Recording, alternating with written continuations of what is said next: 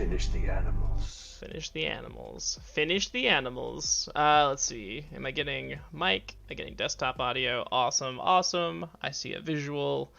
Everything looks like it is working. So, I see a little silhouette of a man. And and with that, welcome to the Action Sturge. Oh no, were we live already? Yes. Whoops. Copyright strike. Yeah, welcome to the Action Sturge. We've got an amazing, awesome little stream for you today. We are playing some Dungeon World, which is our story-based campaign. Lots of character development and juicy little character morsels sprinkled on top. It's really fun. We got some. I imagine we'll have some intense drama today. But before we get started, let's do some house cleaning stuff. dndwow.com. Check them out. They are awesome. They are our friends, and we'll be giving away one of their dice next week. They make dice, and if you go to their website, you can use our code theactionsturge to get a discount on some metal color changing dice at checkout, of course. So check them out. Go get your dice, and keep an eye out next week for when we give away some dice. Also, if you're... Oh, thank you, Plastered, for the host. This is unfortunately not one of the games where we redeem points. However, we will be playing one of those games next week. And if you're watching right now, you get to you are accumulating points to spend for those games next week. And with that, I guess let's go ahead and start. I'm gonna go around, let everybody introduce themselves and their character that they'll be playing, and what would be a good question to answer about some characters today.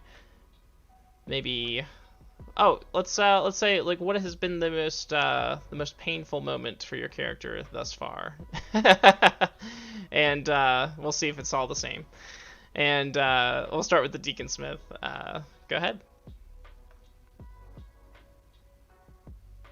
Oh, you got push to talk? Hi, I'm the Deacon Smith. I'll be playing Rook, the halfling thief. And I guess the hardest moment I have is every single town where I seem to be in trouble in some way or another. And if not, you quickly will be. All right, Plastered. I am playing Tyrion, the human zealot cleric, and I would say the hardest moment thus far was losing our ranger because it was so unexpected. I think for a lot of people it's going to be Harold, but to Tyrion that was completely expected and a necessary part of his journey. Very nice. Fork Puff. Hi everybody, I'm Fork Puff, or you can just call me Maddie. I'm playing as Harrison, the bard, human bard, and the most tragic moment for me is no matter who I befriend, they always seem to die. We have lost Harold, which was the biggest blow because I couldn't be there to save him. And then the second biggest blow is we lost Boris and Horace, and I was there to save them, but I couldn't do anything. So, death has been very tragic for me. And Terry. Oh, that's a tough one. Losing Harold was definitely quite painful. But definitely most painful for me is inadvertently destroying the town with the storm. Very good. And Moricake. Hi, I'm Moricake. I play Harold, the barbarian, or the deceased barbarian. Probably just death itself has been plenty fucking, bad, honestly, for Harold.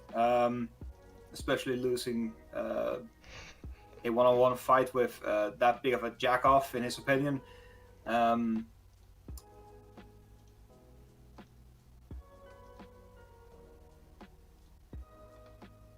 Yeah, that makes sense. And all right, cool. So last we left off, you guys were holed up in the tower. The Crimson Blades had surrounded the tower. We're trying to break in. You guys are stuck in there with some of them. Some of them did get in. But then a massive storm rained down on the town. Unbeknownst to everybody else, it was summoned by the unwieldy powers of the druid, and flooded the town. And you guys were kind of trapped in the tower with some of the Crimson Blades. Tyrion, using the guidance of his god, kind of used the flaming blade that you guys got off of Argoth the Unhinged to what would you say, persuade or intimidate? Yeah, intimidate the soldiers into a peace while you guys were trapped in the tower. You subsequently escaped, and only to be surrounded again. And now there is a bit of a discussion going on between Tyrion and the guy who's in charge of the Crimson Blades currently, or at least in this town, about how to deal with what comes next. Because his problem is that Stefan has told him to get as much manpower to come fight the orcs as possible, and the bandits want nothing to do with the Crimson Blades, and they want to fight on their own. And so there's just kind of a whole mess there. I think Aziz is in elephant form at the stables, having been stabled away, and I believe Harrison and Rook have been ushered off towards the tree line for now. And Harold is still in the afterlife. Just chilling in the afterlife. Yeah, no stress there, right? Nah, we're chilling. We're cool. Last time in the afterlife, I believe Harold got to sit down with some of his ancestry and discuss some things, and he is being sort of guided through this afterlife experience by this mysterious woman, whom seems to wield some modicum of power, even in this afterlife that is not where she is from or belongs. And she is taking you off into the mists again. So let's start off with the Z's in the stables. So they've taken you to the stables. It's a somewhat cramped area for you. Basically, it's just a fenced-in barnyard sort of situation, and then there is a barn, and basically they just kind of lead you in there and leave you. The town is still active. People are like sloshing out water from places and trying to recover whatever goods have been damaged in their cellars, and just trying to figure out what they can salvage. And there's people walking by. You've definitely, since you're a strange animal in this place, some of the children have come up to gawk at you, and maybe try to feed you stuff that they can find. So that's what's happening now. You've got these tiny little arms reaching, like leaning over the fence, trying to feed you things. And what are you doing? I think for now I'm just gonna be friendly towards them. I'm kind of waiting for an opportunity to, turn into a bird and get the hell out. Okay. Yeah. So But do I have any line of sight on Milton's place? Yeah, I think so. I think you would.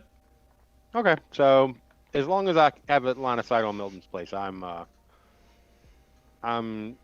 happy enough to chill here and wait for Tyrion. Okay. And Milton's place seems to be quite busy. There are people coming in and going out. There are Crimson Blades kind of stationed outside, not at attention or anything, but with their swords close at hand, or their blades, if you will. And yeah, it's that Crimson Blade branding. And they all have like little tassels at the end of their blades. It's really fancy because they would.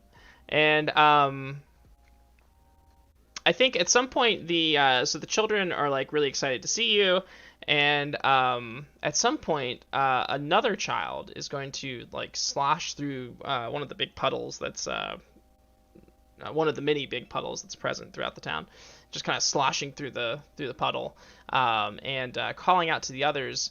And he says, look, come see, it's alive. And everybody's like, what? He says, the big man is alive. And everybody is going to hastily speed away from you at the gate to go see the big man. Oh, I gotta check this out. Okay, how do you go about it? Well, I'm guessing as soon as the children were the only ones who were really keeping their eyes on me, and as soon as they turn to go check something else out, I am going to shapeshift again. Okay, go ahead. God damn. Like, there might actually be a bug in the in the software. Or maybe It's they my just... one thing. Why do I keep sucking at it? Well, luckily you get that you get a 1 regardless, right? Yes, I do. I do still shapeshift, but there's a complication. Yes, at what cost? So the complication will be out of your view. I have a little thing I'm keeping track of here in my personal sheet. So I'm gonna tick off another little section of that.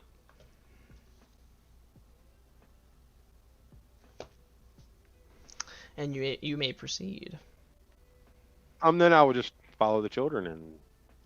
Oh, they're talking about the giant. Oh shit! Yeah, I'm going. Yeah. So you fly overhead, right? You're a bird. Yes. Okay. Yeah. So you fly overhead, and soon you can see that many of the villagers have surrounded the what we thought was the corpse of the giant, and indeed he is not looking great. He's been blasted. He's definitely like missing some phalange. He's pretty badly like one side of him is like almost completely black and blue and maybe a little crispy as well. He's definitely lost an eye, and he's completely like he's actually kind of sitting in the middle of a puddle, of a big puddle that sort of filled the crater, and but he does seem to be breathing laboriously, and there's some slight movement to him, and his eye is kind of twitching around like wildly. And as you fly in closer, you can hear the people kind of like talking. It's like the gist you're getting is that there's a mix of wonder and fear within the crowd.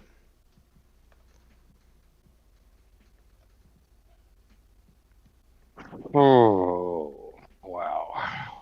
What can I do about this? All right, so I'm basically just going to, for the moment, circle and check out the situation. Okay, sounds like you might be discerning realities, perhaps? I'll try. Yeah, well, we'll see. Son of a... You have got to be freaking kidding me. Harry, can you stop speedrunning levels, please? Okay, so remember when we were talking about our most painful moments before? Terry, you'd like to revise yours to the dice roller? I was just testing.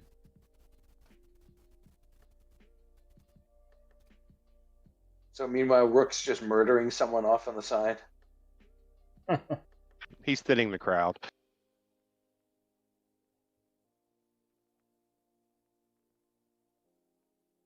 Sorry, I was just I was just turning off the dungeon graffiti. I always seem to miss one. I'm not sure why. So yeah, so yes. Oh shoot, Rook is thinning the crowd. Okay, yeah. So let's see, comp location.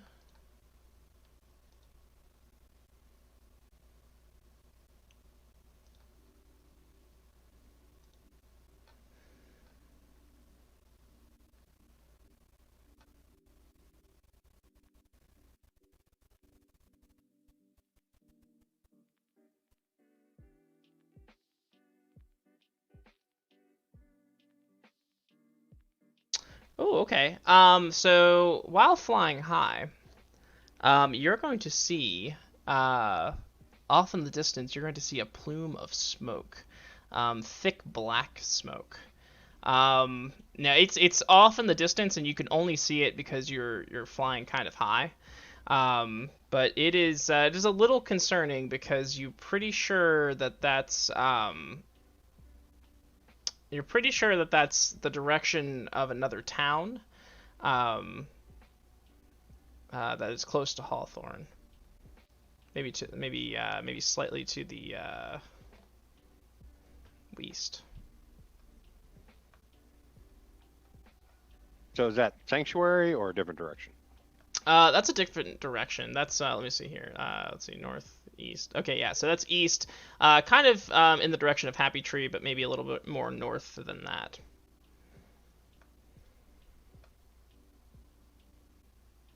Oh, so I can just mark it on the map, can't I? Duh.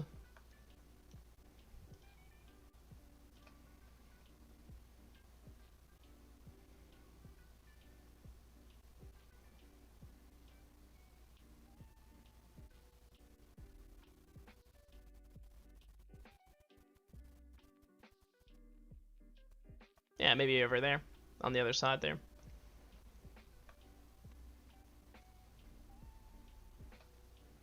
Okay. Wow, the problems just keep piling up. Well, you leave me no choice. I know. We keep rolling 5s and 6s. He's got to do something. Yeah, this would be the most traumatic game of of Dungeon World ever. But yeah, so that's what you'll see. You'll see. Yeah, that. I'm not supposed to read my moves. Sometimes I want to though, just because I don't know, but I'm not allowed. So yeah, so there you go. That's what you'll see. And oh, and then that might be a good place to cut away too.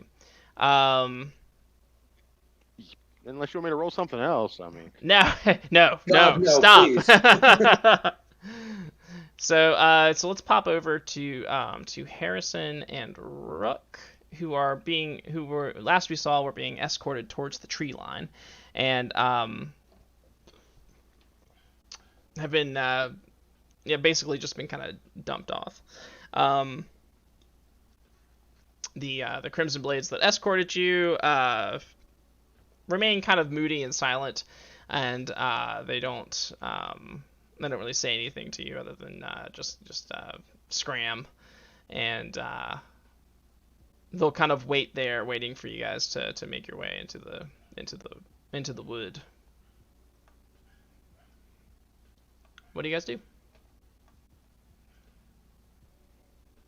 It was a pleasure to meet you, wonderful folk. The conversation was absolutely riveting as we were out here. I just wanted to give you all a proper goodbye. And then I run into the freaking woods.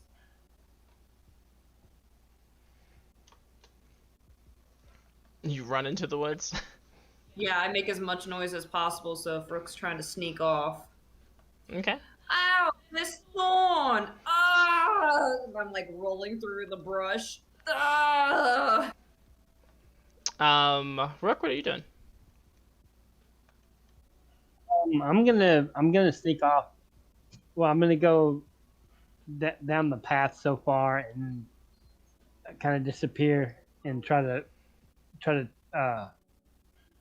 make a 180 and head back towards the barn. Okay. So like back into the town. Yeah, Okay. So but you. a different path. Okay, yeah. So you slip off, and then you kind of cut back across through the woods and try to get back into the town. All right, so you'll be doing that. Okay. I'm gonna say outside. I'm gonna say outside of Harrison now, in case he wants to come. Yeah, that'll have to be decided now because I think you'll very quickly lose visual on him if you guys are going different directions. So I'm imagining, so it's like through the woods to get to the town. Wait, are you both going back to the town? Well, I'll wait for a second to see what he's gonna do, or he. Oh, I'm sorry, I popped off my headphones. So like, what are we? Why are we getting escorted? If I'm honest, I really don't remember. So basically, they took Tyrion away, and then the guy told them to. It was either that or go sit in a jail cell. So I think so. They were like, okay, well, just dump them off in the forest, and then we have Tyrion because the Crimson Blades are talking to Tyrion right now, and so. Oh, okay. So yeah, I'm gonna retcon what I did then. I'm just gonna walk with Rook, and I'm gonna I'm gonna be like still like all flamboyant about my goodbye. But as we're walking away, I'm gonna like kind of lean over to him, and I'm gonna say, I'm gonna cast invisibility on myself. You do your sneaky little rogue thing. We'll meet at. Is there a prevalent location? Where was Tyrion last? At the like tower. Tyrion is in Milton's house. I'll tell Rook that we'll meet like right in like a house near Milton's house that wouldn't be some landmark in town that we could meet up at. Can we meet up in town without being spotted?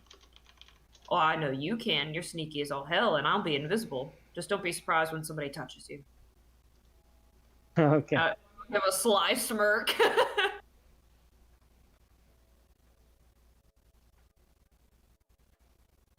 With the way you're rolling, you should be just fine. So it's about at this point, you guys are sort of making your plan, and you're gonna see something in the weeds, something sort of sticking out of the weeds. It looks like it might look like the head of a lute, perhaps. I go to shriek, and I'm like, "It's the lindworm!" And I'm like, "Wait." So then I'll go to inspect it. Nice try, handsy halfling. This is my treasure. It is indeed a lute, and not one that is unfamiliar to you, for you've seen Clive brandishing this instrument many a time. Oh my god. This is Clive's. I'll kneel down and pick it up. Do you suppose he's nearby? I sure hope so. Clive, and I'm gonna start calling out to him. You get no response. We should find him. All right. Well, you should cast invisibility now.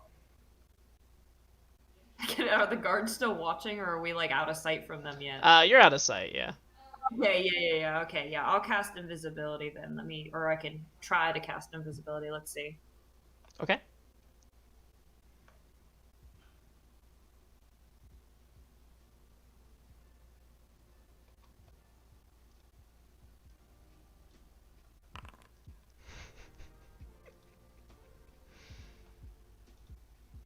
No.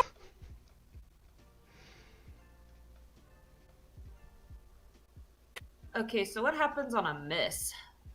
So on a miss, I'm gonna say you just can't cast that spell. We'll say it's it doesn't work and it's forgotten, so you can't cast it again until you prepare spells. All right, I'll go. So then, I'll like to roleplay it. I'll go to do it again, and I'm like, shit. Well, I was going to cast it, but like I said, Rook, you have nothing to worry about. I, on the other hand, can possibly be a good distraction as I enter the town. I'm also quite quick on my feet, so you have nothing to worry about. Oh, brother. Listen, I've gotten a little rusty since the battle. I'm a little nervous still got the battle jitters. You know how that goes. Oh, brother. It's all right, Rook. You can do this. I will keep a healthy distance so you don't get caught. Okay. You go on ahead and be sneaky. I will try. Make that a healthy distance.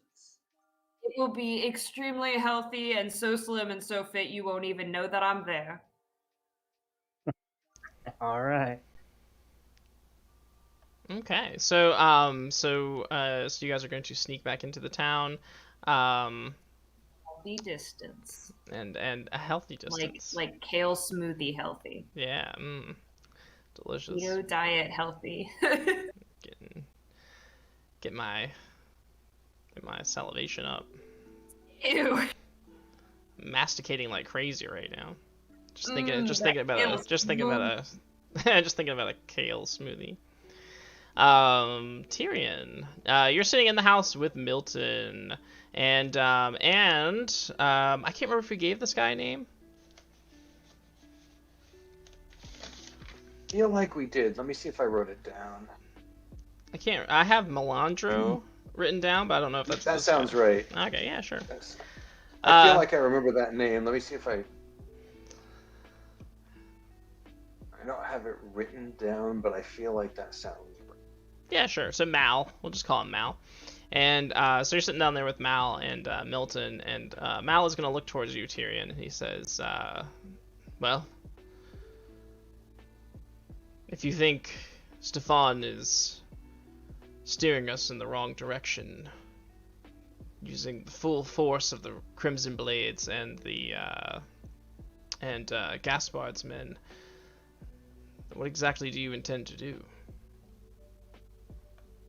I intend to do is go and get Harold, rally the other forces, rally as many of the people as we can, and pick a defensible position to stop the orcs. People fighting for hope rather than fighting for fear are a much more formidable force. Milton sort of steps in and he says,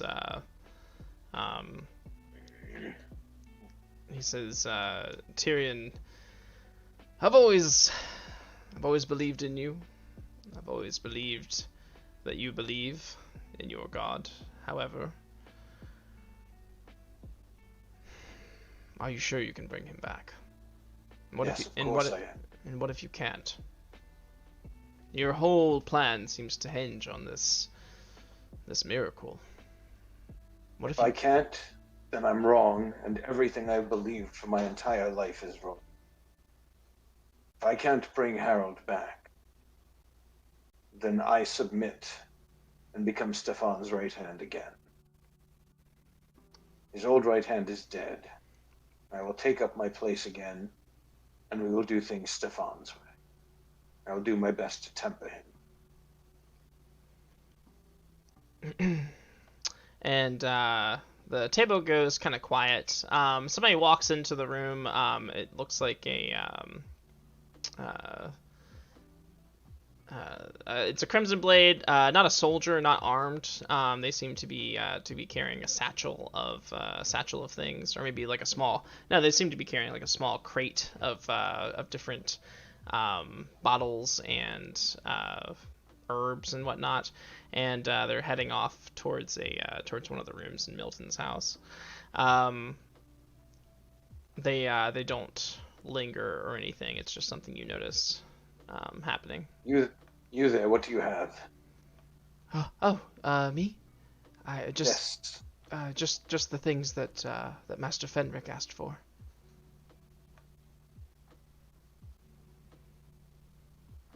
What things did Master Fenric asked. I am not very certain, actually. He described them by appearance and color. Some of them have names that I cannot pronounce. How would you describe these things? Um, I beg your pardon, sir. I really don't know. And he'll tip the box towards you to like show you, but it looks like various elixirs and ointments uh, and things like that. If you All right, I mean, wanted to get it, okay. Yeah. I'm trying to think. You as I, a healer, I you don't need to understand him. No, what I was going to do is I was going to just tell him to leave them with me. I was going to have Harrison look at them when he gets back. well, I think your position as a cleric at least could probably give you some idea that these look like healing things. Oh, Fenric is the Dark Wizard, right? Correct. Yeah. No, I don't want him to have the healing stuff. I'm going to tell him. I'll say, it's all right. You can leave that with us. We'll make sure that he gets what he needs. Yeah, the lad will look towards Mal and Milton, and Milton will say, "Well, go on, leave him there. Get out of here." And as the kid leaves, he says, he turns to you and he says, "I have no love of that man either." Worry not. We're not associating you with them. You were just doing as you were told. We understand. Well, the kid's gone, and then Milton's the one he says, "I have Oh. no." He says, "I have no love of that man either. Creeps me out. Not to mention the damned monster he's put into the tunnels beneath our town." Yes, I have heard of that. We may have to deal with it sooner rather than later. And him. Harrison knows more than the rest of us about that. Hopefully he'll return soon, but we do have to discuss letting the bandits back to their people, and hopefully if our giant is still alive, patching him up, letting him return with the troops as well. He will be a valuable ally against the orcs. If we can patch him up and armor him and treat him properly. Milton laughs and he says, "After a blast like that, you think anything can survive it? Besides, you'll have to fight Fenric for it. He wants to butcher the thing up, keep all of his parts." Of course he does, but you can't deny that an ally like that would be very valuable against the orcs. Would you rather see the mad scientist at work in his lab, or would you rather have a giant fighting orc? Mal interjects here and he says, "From what I understand, his thoughts are similar to yours, except with more control in mind." Yes, I see. I know nothing Well, about the dark arts, but it sounded to me as though he was to attempt to raise the thing. I don't like it, but... Such a work is possible, but only as a last resort. If there's still life in the man, he has served loyally and deserves to continue to serve. Mal kind of shudders when you call it a man, and Milton just kind of like looks kind of apathetic about it. But yeah, so so Mal says, "How long will it take you to travel to this to the one who can help you raise this herald? I'm afraid we don't have much time." How long will it take us to get to that purple X in the mountains where Prion is? Or Prion, or however you want to say his name? If you fly, I would say maybe half the time, maybe even a quarter of the time if you fly. Okay. I guess that seems reasonable, right? So so if each hex is a day, then yeah. Yeah, I'll say half the time. All right. Couple of days. Yeah, it looks to make maybe about 3 days. So maybe 3 days to get there, and maybe he has a shortcut back, if we're lucky. Because I can't see them saying, "Yeah, it'll take us a week," and they'll be like, "All right, that's cool. Take a week." Because I don't know. I mean, like, because I feel like the orc attack is imminent, isn't it? Yeah. Yeah, probably.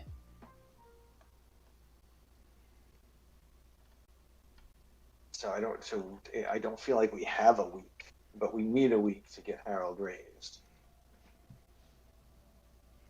Unless there's some other way to contact him magically. Could ask Harrison or Fala if they know of anything, any way of doing magical communication to reach out to Prion. Okay. So unless there's anything else you need to do in that scene, I think I might leave you with that thought. And Yes, I think that's wise. then... Okay. And then I think we'll check in with Harold, who is the mists are parting, and the lady is the lady who is she's dressed in green, and she's dressed in black and green.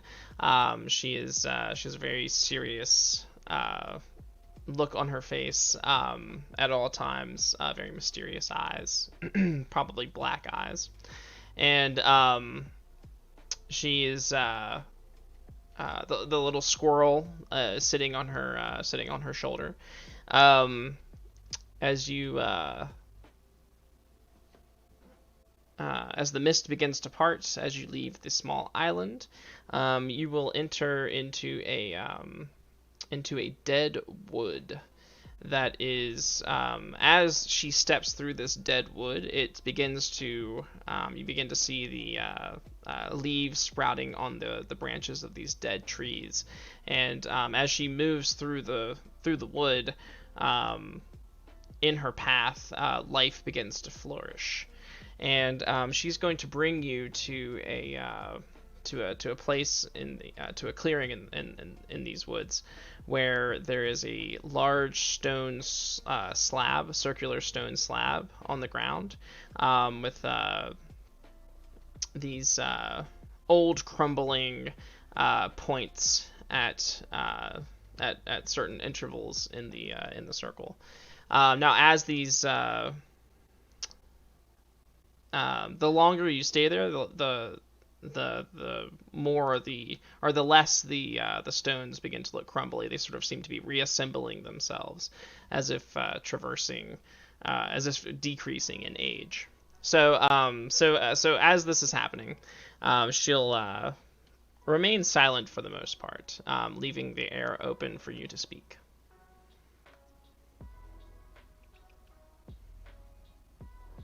I think he stands there in awe and doesn't really know what to say. Just looking around, trying not to step on the now alive, probably path that has been laid behind her. I think he just stays quiet for a while, looking around. Okay. She without turning to you, she says, "You have never been to this place, yet it calls to you."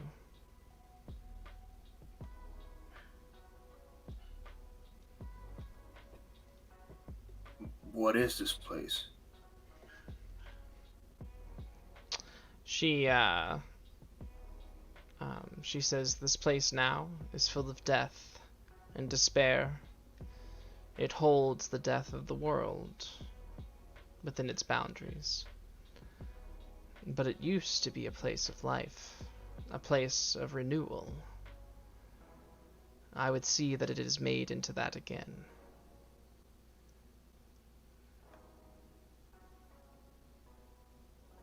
And you, the Anointed, will help me.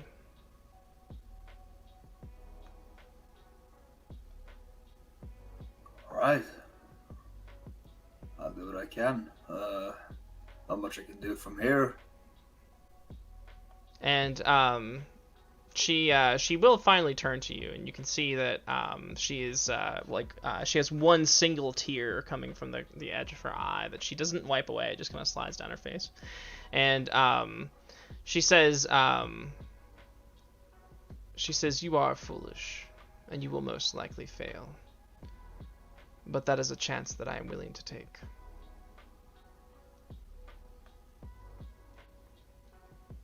Well, I can't argue with that. Dumb luck, honestly. That's led me this far. Good friends, good companions. And she says, "You will have to rely on your friends to help you." And she says, "But first you must know what they know." And so she's going to give you a vision, very similar to the one that Aziz and Tyrion saw. The ceremony of these ancient elves held in this place that you stand. As she kind of walks around, they come into view, and you'll see the one elf conducting the ritual. Instead of contributing this magic to this ritual that's being carried out, that calls the light forth from the stars. Instead of contributing, he seems to be siphoning off some to empower himself, and as he does, something ruptures, and suddenly he's sort of cast back, and he's taking on more and more of this energy, and suddenly it seems to be cut off from the stars, and his flesh begins to peel away. Meanwhile, the magic from the others in the circle seems to be their life force seems to be siphoned out of them and into the magic stream, and it seems to be going into him. One of the elves is going to break away, however, and begin to run from the circle. She turns to you and she says, "Hurry, follow him." I grab my axe and keep pace. So now you're running alongside him. You can see, if you look over, you can see the fear in his face, the fear in his eyes, the desperation. But you can also see him focused and chanting. And as he's chanting, if you look behind you, you can see that the forest is becoming dead again. And as this necrotic wave of energy sort of like chases you, and just as you reach the edge of the wood,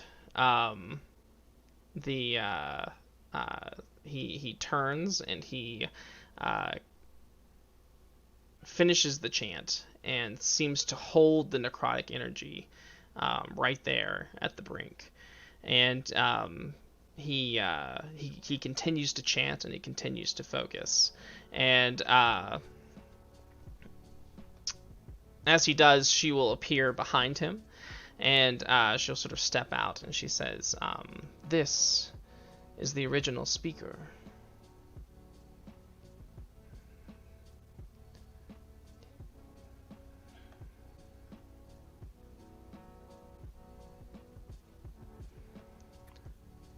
And she says, "What he is doing, what you are seeing right now, he is containing the botched ritual. The ritual of renewal that is needed to continue life in this world."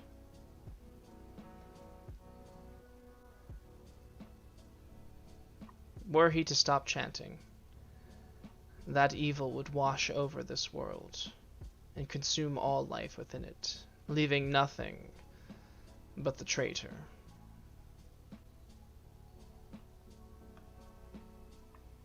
So the one back there, he did it intentionally. He siphoned away everything for power. That's it. I do not know his true motives. I don't know what his aims were. But I can only assume mortal greed.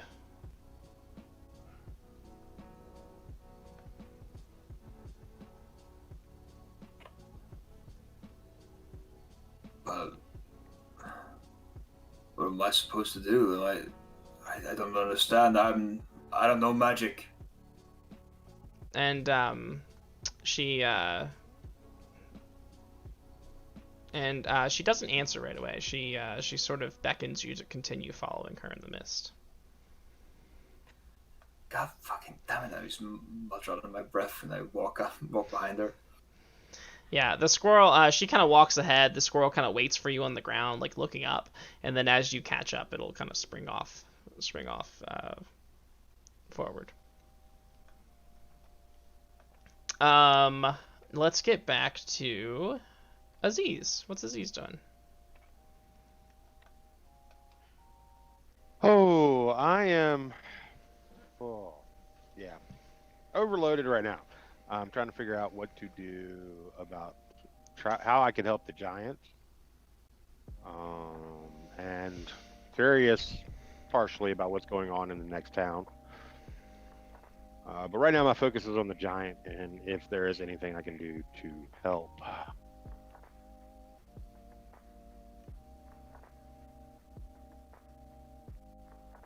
I mean, I have some poultices and herbs that can heal a little bit of damage, but I don't know if that's going to be enough to really make a difference. Right. Yeah, this might be beyond poultices and herbs, these injuries. Can't fix what's been blown off. From your vantage point, though, Harrison and Rook, Rook, I assume you're being sneaky and undetectable. But Harrison, how sneaky are you when entering the town again? I think sneaky is a subjective word. I'm trying. Let's say that. I'm like getting ready to go in, and I'm like, fluffing my cape, and I'm like, so then I like back out, and then like try to like follow along the tree line. Then. Okay. How far is the tree line away from for example, Milton's house? Can she stay in the tree line and still have good visual? Visual of Milton's house, or? Yeah. Probably not. Probably not. I'll just get as far as I can. I mean, and there's still no sign of Clive as well, though. Correct. But Aziz, you're gonna see Harrison right away. Rook, you probably won't be able to see, but from an aerial point of view, you'll probably be able to see Harrison right away. All right, I'm gonna go to Harrison then. I'm all glittery and shit. Okay. Yeah, you can't. That's what your anti-invisibility. Yeah, that's what your invisibility did. You like glow like the vampires in Twilight. So are you like a bird? I am a parrot. Okay, you're a parrot, so like I'm gonna be like, somebody's pet has gotten. Oh, it's just Aziz. I guess I'll look at the way. I'm like, let me look at your eyes. Like jewels. Yeah, I'm like, the staring freaking Look contest. into my eyes, squawk. Oh my, Aziz, it's you. How did you find me? Is alive. I thought I was trying. Oh, the giant's alive. I was trying to be sneaky, but that's besides the point. Take me to the giant. Go. You just stay on my arm, though. Yeah. I'll just kind of point with one wing that way. Then I'll just start running. Okay. And you will arrive at the giant. So people are now having shaken the fear off, like realizing that it's quite immobile. People are actually like on top of it now and like kind of like crawling up on it and kind of like poking it with the stick on its face and stuff. And every once in a while it'll try to like move its one arm he'll try to like move his one arm, and he'll get it like a little of the way up, and everybody will scatter away and like splash around in the puddle and like move away until they realize that it's safe enough to kind of like inch back in. Yeah, I'll run up. I'll say, "Get off of my friend! I'm his doctor. He needs my assistance." I know I don't look like one, but I sure as hell act like one. I have my prescription ready. Yeah, and so the townfolk will kind of like look back at you, and one will say, we sent for the guard. They should be here anytime soon. Go unsend them. I need to help my patient. He is mentally unstable, and he is also physically unable to move. I need to help him. I'm his therapist. So step aside. Are you gonna finish the job? He's my friend. I'm not going to put him out of his mercy. One guy in the background is just like, yep, mercy killing. No mercy killing. I've had enough of mercy killing, you fucking old creep. Tears in my eyes. So I'm going to, is this something that can be healed? Because I'm assuming if Aziz is coming to me, he's probably already tried. Yeah, this would something like this would take some powerful shit. I'm not quite familiar with the spells, but yeah, something like this would take some powerful shit. I mean, so hold on, let me look here.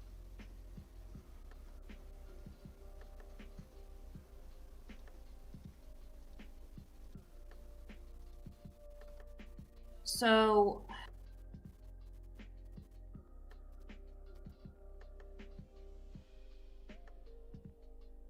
my arcane art, I have it leveled up, so I think it does 2d8.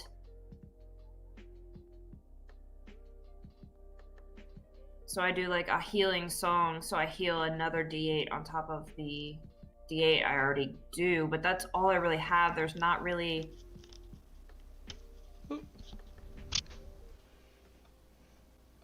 Okay. anything else I have level 1 or level 3.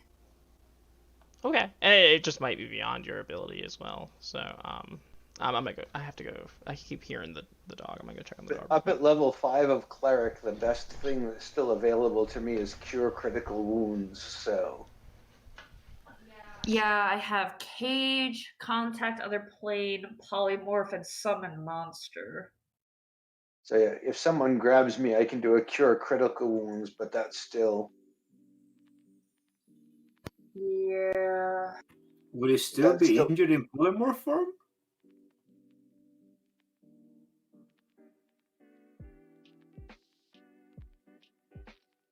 Polymorph him into a mouse and put him in your pocket. Could at least like save him an hour or something. Oh, but the thing is, I don't have it prepared. I haven't had time to prepare my spells at all, and it would take me an hour to do it. Though I am wondering... I do have an unseen servant. Maybe I can have that go and retrieve you, though. Mm-hmm.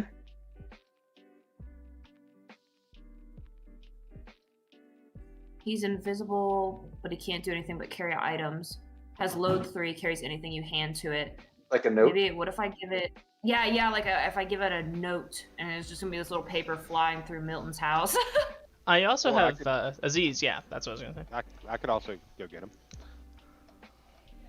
Okay, yeah, we could do that too. I'm assuming I would like try to play my Furious Flute solo, but it's not working. So we know where Tyrion is, though, right? I do, at least. That's why I'm going there.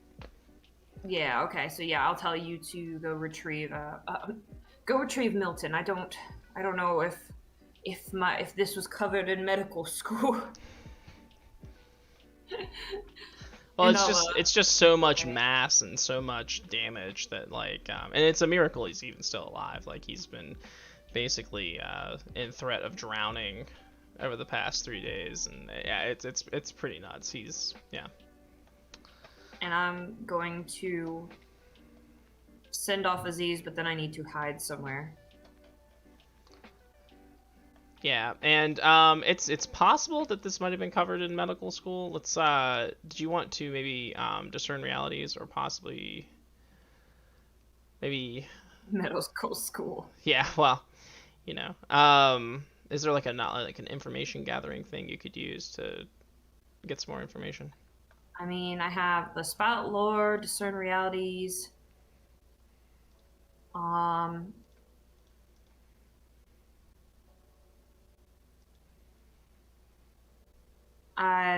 don't really have anything else. I have like my bardic lore covers spells and magics, and this really isn't anything that's going to help with his healing. Yeah, maybe some spout lore. See what they did cover, at least. 7 through 9, I got a 9. Okay. Hey. So you know that there are, especially in a world where Tyrion is pretty convinced that he could resurrect somebody.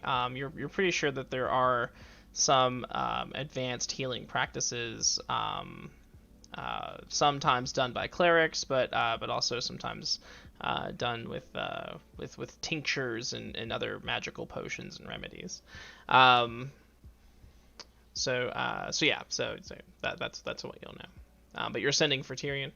Yeah, that's not gonna help me any, unfortunately. Yeah, so I I'll understand. send for Tyrion.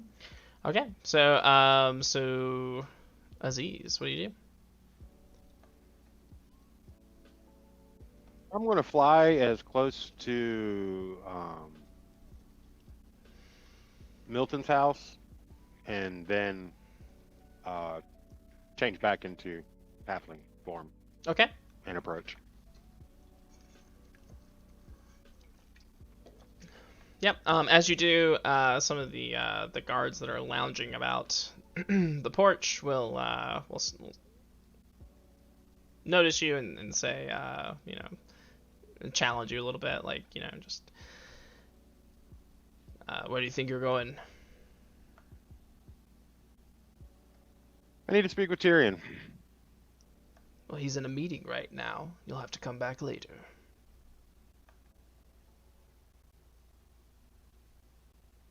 No, Any chance any that's chance not an to hear option. this? This is a matter of life and death, and he will want to know this. He says, well, you can tell me, and I'll pass along the message. Tell him his friend was gravely wounded and is now bleeding to death. A healer would be nice. He says, all right then. And he nods to one of the guys who's going to go inside the house and basically relay the same message to Tyrion. When he walks in, are you guys talking about anything, or like? I would imagine we basically got into, so we're agreed. I'll try this, and if I fail, then we'll do it your way, and I will just convince my people to submit. Yeah, Mal is just like if you don't succeed, that chance might not even be available. So. Then let's hope I succeed. And see if you can hold Stefan off as long as possible and convince him to take up defensive positions rather than wasting our men's lives. Yeah, and so he says, not really seeing anything else he can do, because basically these terms are yours. So, because he just needs to guarantee Stefan manpower. So. As this is the way to do it, then he doesn't really have anything to fall back on at this moment. So, and so at that moment, the guy will come in and he'll say, Tyrion, there's some runt out here asking or saying that someone's been hurt or something, rather. Why are we standing around? And I just get up and ask Mal and Milton to follow. And I just stride out of the room with him in mid-speech. Okay. And you'll see Aziz out there. And I'm like, who's hurt? What is needed? Our big friend happened to survive, but he's in bad shape. Lead the way. And I will. Okay. I'm like And we just- swatting at people. I'm like, get down, get down off of the giant. He'll eat you. Yeah, And I'll and then let him. this one And we guy. just take off at a run, and with me giving a look to the two of them after saying, "There's no way that giant will survive." Like, Yeah, and then there's one of the guys is fighting with Harrison. He says, I heard a giant's eyelash could help you with hair loss. And he says, look at me. And he takes his hat off, and he's got like the, he's balding a little bit, and he says, I don't got many years left. I need one of those lashes. Oh, I can see my reflection in that solar dome. Holy hell! But that's not true. That's completely false. I went to wizard school. He says, well, and he puts his hat back on. He says, if you went to wizard school, he says, then you know that at least that a giant's tongue is worth a mint. A mint, like a peppermint, like one. Like any wizard worth his salt would buy it up for hundreds of gold. That's unfortunate because you're gonna have to get through me. You want a proper fisticuffs, old man? I'm gonna put up both like this, like. Yeah, he just pushes you into the water. At that point, Tyrion can arrive with the crew. My cape! You dirty ass old man. and I'm going to just bellow. Everyone will step away from my friend, the giant. Did the giant have a name? I think it was like Wum. Big baller. We'll step away from my friend Wum, the giant. His name is Grom. Oh, Grom? Grong. Yeah. There you go. Everyone will step away from my friend Grom, the giant. He has acted honorably this day, and I will not see him defiled over petty superstitions. The crowd sort of lashes back. He says, they're like, he attacked us! He attacked our town! He did no such thing. He defended himself and his compatriots against the Crimson Blades. Now back away while I tend to him.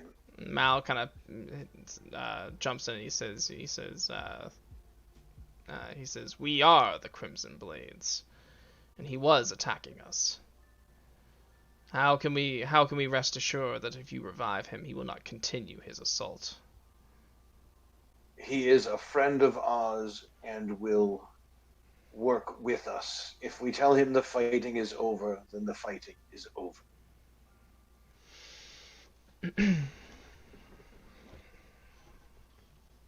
He's a pretty reasonable giant as well. As I'm standing up, dripping, and I shoot that old man a dirty look as I'm wringing out my cape into the puddle. Yeah, he's not sure, and even Milton looks a little uneasy. Just like kind of surveying the damage that's already been done to the town. He looks a little mistrustful of what the giant could possibly do. This might require a parlay. Anderson, are you all right? Yeah. We were on opposite sides when this started. Can you explain our complicated relationship with Grom? I will do it in song, and I pull out my lute. So I will tell the story of Harold the Ball Snatcher and explain why there is a debt that needs to be paid by the giant and why he listens to us. Okay. And why I guess so I'll need leverage, right? So would a promise work, whereas it we won't allow him to destroy your town any further? No, I think if you perform, I think that'll just be all right. Yeah, I think if you no, you don't even need to parlay. Yeah, I think if you just Okay. Sorry, that was my bad. Yeah, no, if you just it's gone, never happened. If you just fall back on your profession and you tell the story, I think that will inspire the people enough to understand his place, because now he's suddenly a celebrity. Harold grabbed his balls, like that's. Those are the You balls don't that want to get Harold rid grabbed? of the giant. Yeah, the balls. They're all looking at his balls. You can see people kind of inching in. You can see people kind of inching in towards them to get some of that Harold stank So on them. if I touch them, so if I touch them, these are the same ones that Harold grabbed. You can sell those bad boys on medieval eBay for like 500 gold pieces. If they had cameras, I'm sure they'd be posing like. Ew, it's so gross. Get a selfie with the giant's balls. Only one goal. These are the balls from the song. Oh my god. These So are the yeah. balls from the song.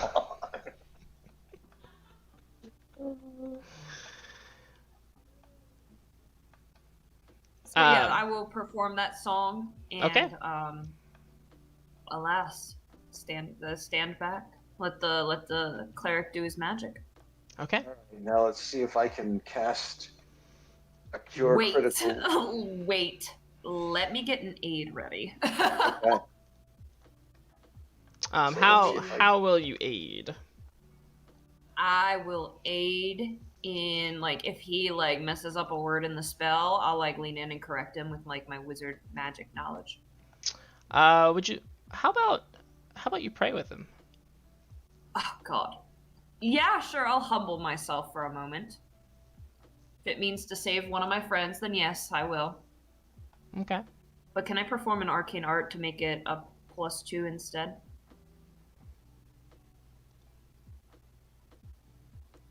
Make your prayer Oh, extra yeah. good. So go ahead and pray, and then roll to pray, and then if it's, you get an extra 1. I'll draw unwanted attention, or my magic reverberates to other targets, affecting them as well. Okay, well, I can choose 2. If I can, I'd heal an extra D8 damage for when he is up. And then give him a +2 instead of a +1. So I'm assuming the guards will be coming very shortly for me, but that's okay. I'll help pray. So sorry, you chose to heal and then do what? +2. Oh, okay, then +2, and then you draw unwanted attention, or your magic reverberates to other targets. Yeah, it's up to you. Let's reverberate to other targets, affecting them as well. Alrighty then. Go ahead, sir, and I will get an aid ready. All right, here comes my spell. Ooh, sweet. That aid will make it, if that aid succeeds, then it's just a straight success. So what do I write for the bond? I put 2 then, right? Yeah. Maybe. Oh yeah. No, regardless. Oh yeah, I'm like hallelujah. Like I'm feeling the Holy Spirit of Janrik. Absolutely. All right, so cure critical wounds is 3d8 of damage. Yeah, and I would say you guys don't even have to roll it necessarily. It'll heal the critical wounds. I think with all the help that Harrison has added, and the success, I think will do the trick. He's still probably a little bit jacked up, but he's not going to die now. Yeah, he's totally jacked up still, but he is definitely, like, he is gonna live at this point. And at this point, so like paint this image for me, just really quick, like how this goes down. You guys sort of working in tandem to do this. Okay, yeah, so I'm gonna, like, you know how, like, I don't know, like when you go to church sometimes, there's like, you know, they're tuning up their guitars and stuff, getting ready for a sweet, like, hymnal session, or like tuning the piano or whatever. I'm like tuning up my lute, plucking out a couple strings, And and then I'm gonna do a quick little strum, kind of get the mood nice and set. That's our +2. And Tyrion then starts in prayer, and then I am feeling the Holy Spirit, man. Janrik is flowing through me. He is spoken to me, and I am just jiving with it. But then Tyrion can give his account, I guess. No, the way I picture it is like there's, like in certain churches, there's like the quiet preacher and then the just The hype. holy roller off the chain preacher.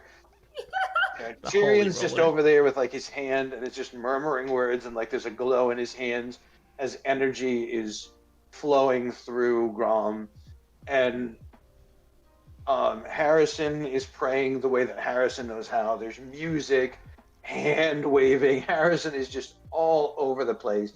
And probably all of the eyes are on Harrison, so no one even sees what Tyrion is doing.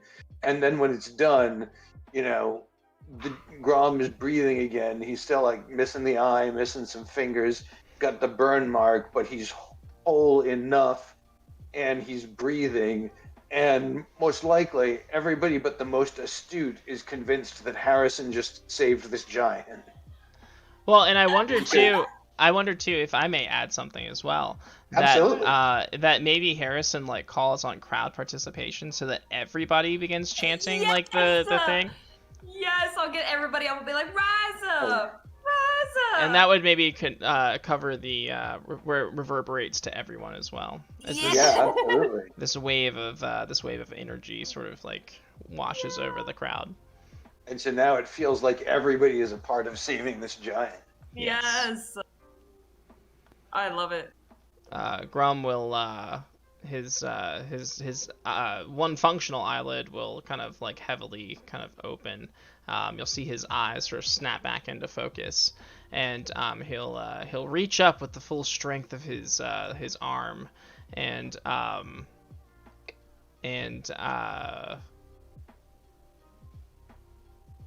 reach out one finger to touch Tyrion's hand.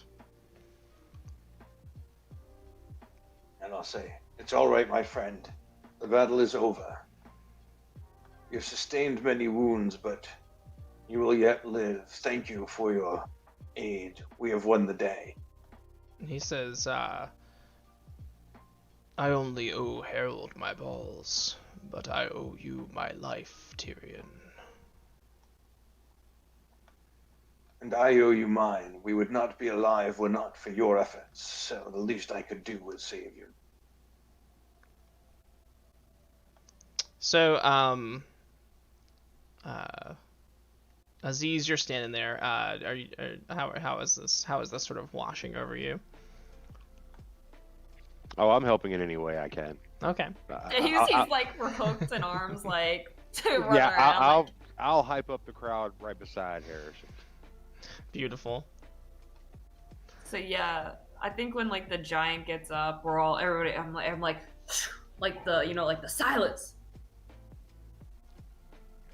And then when he says, I owe you my life, I'm gonna be like, what am I, chopped liver? And I'll say to him, Harrison convinced the crowd to help in bringing you back. Harrison, That in and of itself is a miracle. Harrison is totally the Mr. Satan in this scenario. Yes. The Hercules. Yeah, and I'm just like, I'm sitting there like with my arms crossed with a smirk on my face, awaiting praise from the giant to see what he has to say. And he sort of grins and like bows his head in respect. I'll accept it. And I'm still dripping wet, so I'm gonna go back to like wringing out my cape and like. And I'll say to Grom, for now, rest. We will leave soon, once we have squared away affairs here, and move to some place less threatening to you. But you are among friends. Beautiful. And so while all that is going on, Rook, as you parted from Harrison, and you're sneaking along the path. So Harrison had found Clive's instrument. You're gonna find Clive's bag of disguises, sort of strewn out amongst the grass, as if someone had intentionally sort of emptied it out onto the grass. That is what you were going after sneaking for a few moments. That is what you will come across. Okay. I guess I'm gonna take the time to kind of look around and see if I see anything else or see any signs of Clive. I guess maybe it's about lore. Go ahead and discern realities, I think. Okay.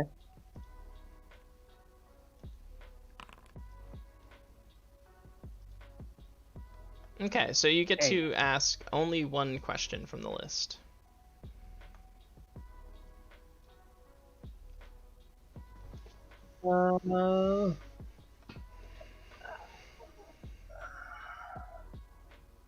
Either what is about to happen here or what here is not what it appears to be. Whichever you think best fits the scenario.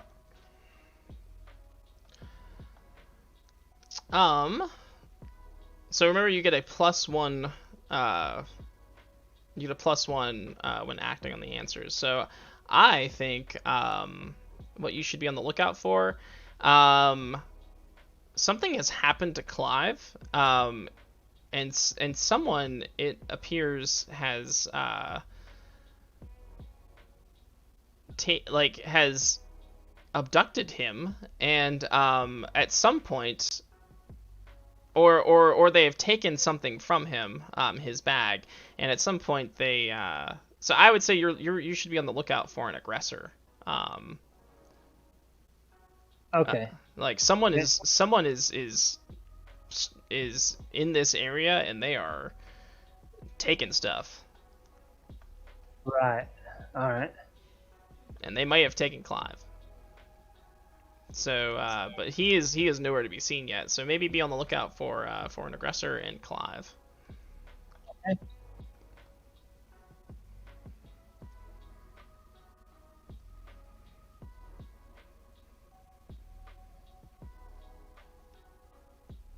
And I'm still being sneaky. I'm kind of creeping around. Do I see what's going on with the giant, with the Grom? No, not yet.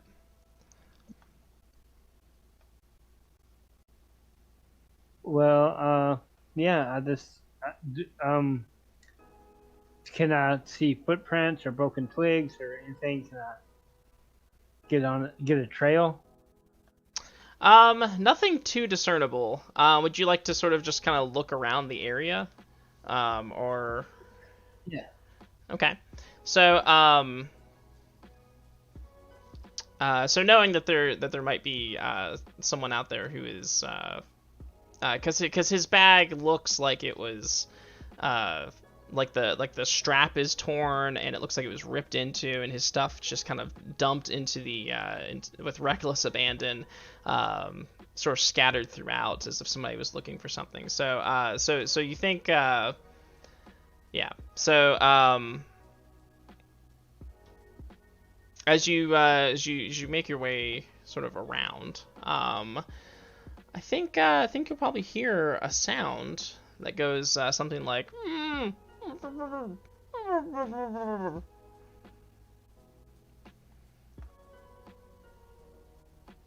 right. I will take cover and look in the direction of the muffled sound. Okay. Do you approach? You won't be able to see anything unless you approach. Oh, yeah, approach. Okay. And you're being sneaky. At this point, it's actually going to matter. So so give me a defy danger with dexterity, and I'll allow you to use. Okay, yeah. So you won't need your +1, but Okay. So so you'll be able to sneak up out of sight, and you can hear the as you come across like a small clearing tied to a tree, and pretty banged up is Clive, and he's been gagged and he's just been sort of left there. It appears. I don't see the assailant Not at first. who abducted him. Not at first. However, from behind the tree, you see him sort of step out as if he's been walking around the tree, and he says, and it's this this elf with dark skin, and these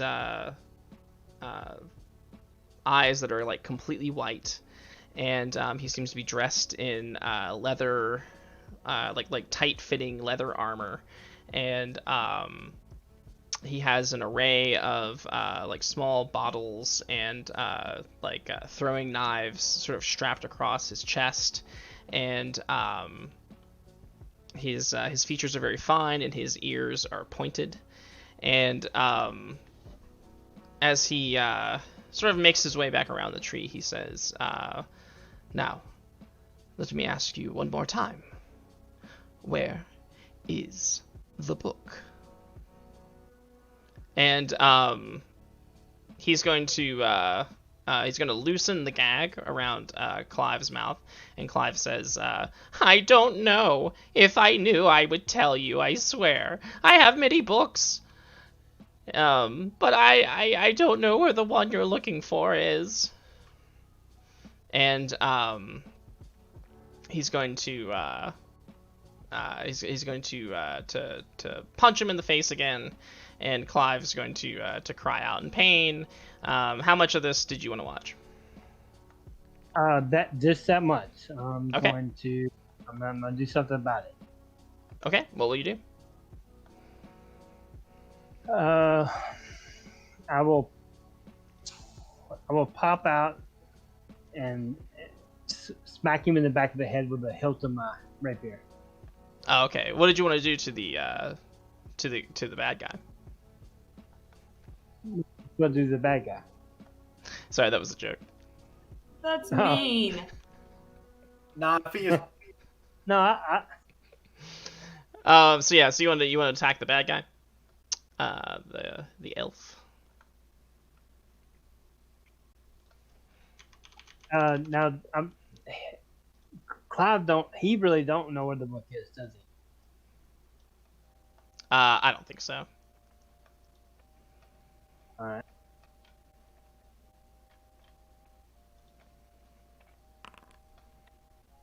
Ooh.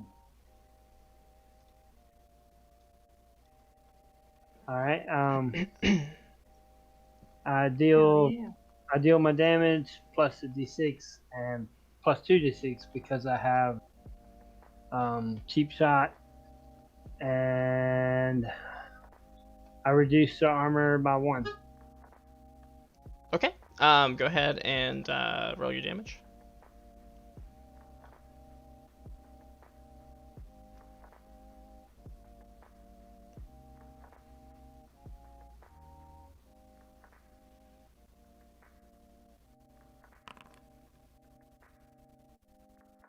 Nine.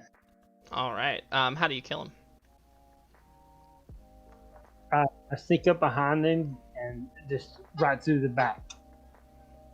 Okay. He lets out a surprised gasp, and it looks as though he's trying to he's crunching his fingers up in these like terribly awkward like angles. Like it looks like he should be breaking his hand. But you see some like smattering of electricity or some kind of crackling of energy, but it doesn't quite work out. And as he sort of falls forward, he turns back and he looks at you with the fury of a madman in his eyes, and he sort of reaches out for you with this crackling, sputtering spell that he's trying to form, and he will and then he will die. Hell yeah. Awesome.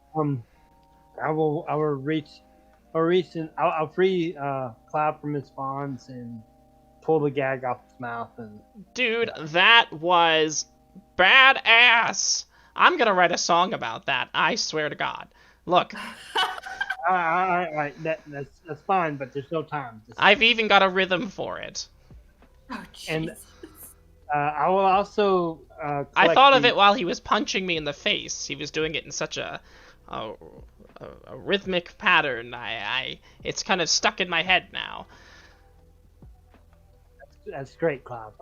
Did he and knock I will- out any of my teeth? And he'll smile at you, and he's clearly missing like a couple of teeth. No, you're fine. I can feel some space. I don't know.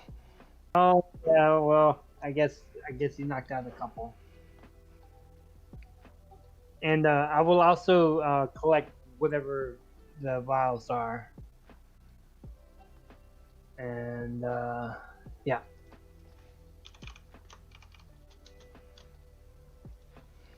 Yeah, and just by looking at them without any roll at all, you can recognize them as some of the poisons you use in your own line of work sometimes. Oh, nice. And I will also give Bob his bag of disguises and tell him to. I will instruct him to get ready to use it. And he says, well, what about him? Do you think he's dead? What about him? Do you think he's dead? I kick him in the head and like rock him back and forth. Yeah. Yeah, he's dead. Clive's like, ow, what'd you do that for? It was just a question.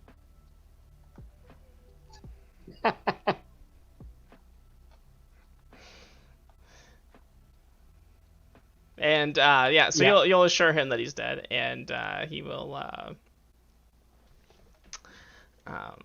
he'll say who is he? What did he want? He kept going on about some journal or something.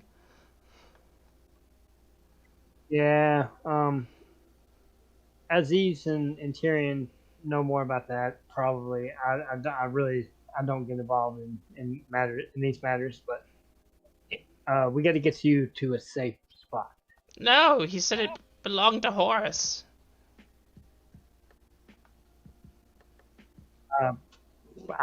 Horse is dead. What? How? When?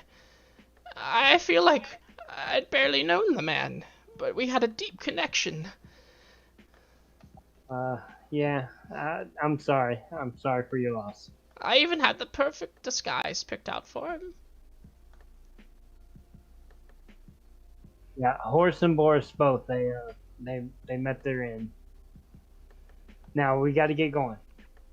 And he'll say, did you happen to find my loot? Yeah, Harrison has your loot. You're gonna have to take that up with him. Oh, it's in safe hands. How is Harrison? It's fine, I suppose. Has he asked about me? Yeah, he asked about you. Sure. Oh, good. It's been a couple days. I wondered if anybody was going to come for me. We looked all over for you, with no avail. I was lucky to stumble across you when I did. And he says, Rook, I know I may have said some unsavory things about you in the past, but I take back everything I've ever said. You're a hero, goddammit. And you saved my life. What do you say about me? Well, never mind. It doesn't matter. And he'll follow you. All right. Cool. I like to imagine this entire hero conversation happened while he was rifling through the guy's pockets. Very nice. Yes.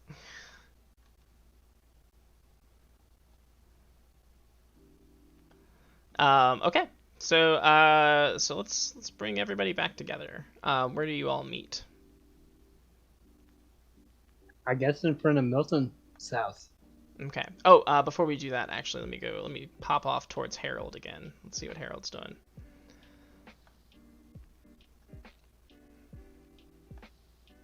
So so Harold,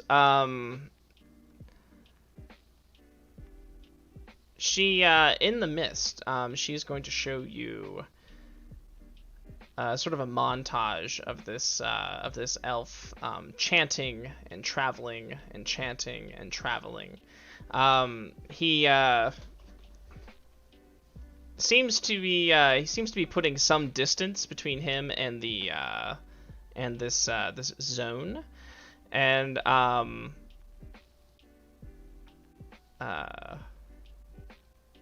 finally he finds a place where he sort of sits in the grass, and he's exhausted, and he looks as though he's at the brink of death, and but he won't stop chanting, and so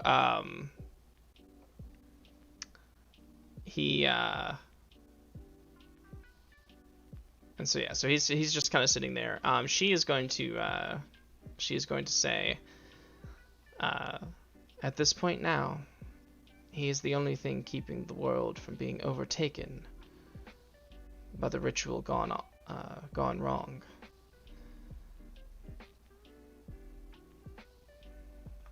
She says,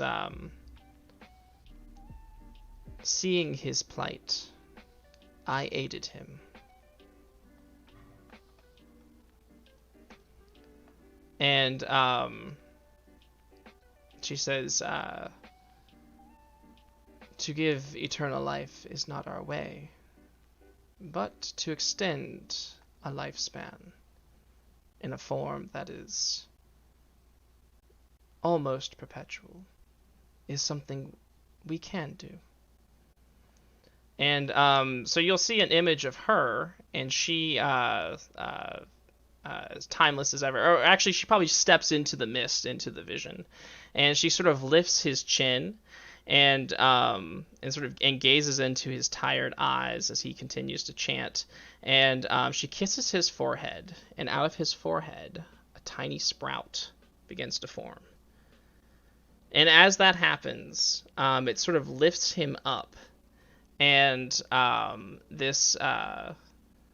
as he's sort of lifted up, you can see from his feet roots sprouting and penetrating the ground beneath him, and sort of twisting as this mighty trunk forms. And soon enough, this tree has manifested itself into one of the largest trees you've ever seen. Except it's not the largest tree you've ever seen, because you've been to Happy Tree and you know this tree. And though it looks young in this form, there's something timeless about it.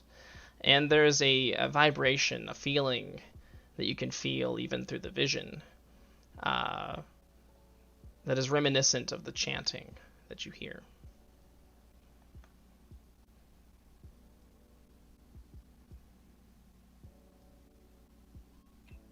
You turn him into a happy tree. It comes with extended life. However, he is stationary. He cannot return to the site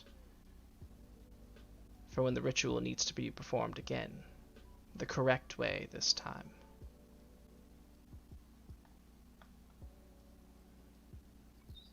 I don't want to interrupt this and be rude, but I really don't want to be a tree, if possible. Can we find another way? And she says, I think maybe for the first time you see like just the slightest hint of a smile, and she says, truthfully, that's up to you. If you displease me, anything can happen. I look to the squirrel like, she's for real? Yeah, he like kind of backs up away from her a little bit. But she says, a new speaker walks the lands. It is your job as the anointed to escort him so that he can perform the ritual.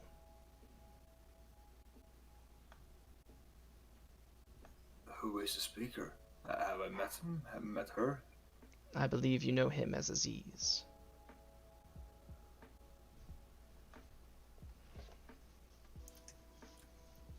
My main man, the ostrich guy? For real? And she says, this is the task that I ask of you. Oh man, when Aziz finds out he's gonna become a fucking tree, he's gonna fucking explode.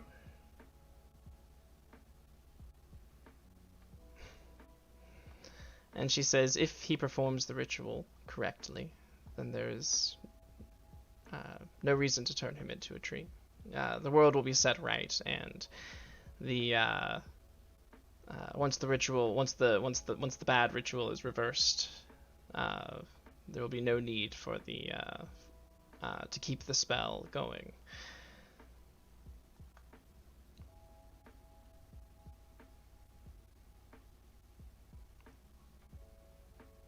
Alright.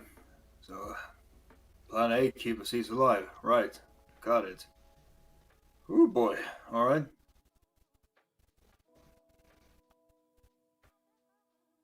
The task may be harder than you think. He will need your help navigating these dangerous lands. Even if he knows the lands, there are new dangers within them that he cannot account for. I mean, he's around longer than I did. I think he's doing pretty well. But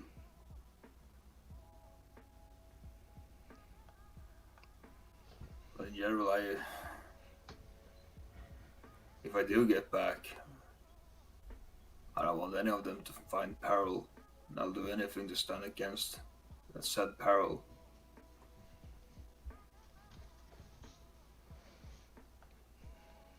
And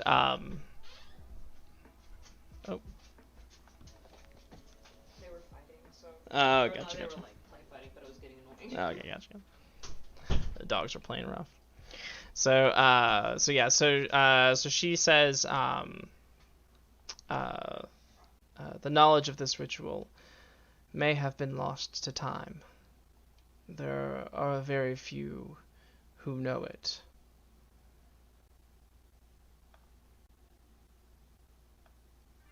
If that is the case, there are 4 ancient animals in the world who each carry a piece of the ritual. If they need to be called on, they may be. Aziz will know. Alright, 4 ancient animals. You don't happen to have the ritual by chance? And she says, this magic is outside of me.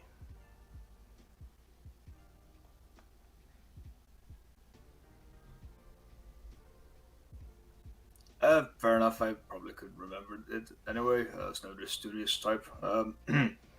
Right. Anyway, yeah, 4 ancient animals. Got it. I'll give him the message. Yeah. And then out of character, I can't remember. I think the ritual was in the book. I can't remember if you guys. I know you guys destroyed something of it, but or there was. The thing is, like, Harold didn't really read the book. Like, he doesn't fucking remember the book. Like, there's nothing. Yeah, well, yeah. I had the book, and I spent a considerable amount of time studying the ritual, so I could find out a way to undo the damage that was done. Right. Okay. Cool. Yeah. So these were kind of a fail-safe in case that that knowledge was lost. So if something crazy happens, that can be utilized. Well, Aziz still might look into it to make sure he's got all the points down. So okay, cool. So Harold, and she says, She says, if you do this for me, then you can consider our debt settled, and you will have the favor of the old gods.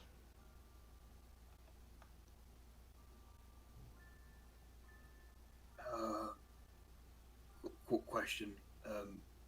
What debt? And she says, your path was to seek everlasting glory in, we're calling it Valhalla, or was it something else? The Mead Hall? That's correct. Yeah, okay. That's Valhalla. She says, when you became anointed, I gained influence over your soul.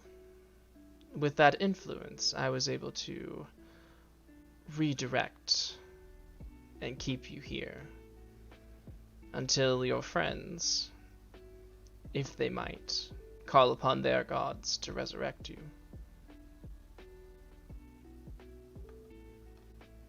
Right. I didn't catch all that, but I got the gist. Of course, you're free to go on to Valhalla at any time. It is your choice. I'd probably end up in a screaming match with old ancestors or the gods. Probably better to stay here until I actually meet them. Kind of a slap in the face to the gods if I just like, hey, I'm just gonna stay here for like a couple of hours, day or two. Just gonna crash.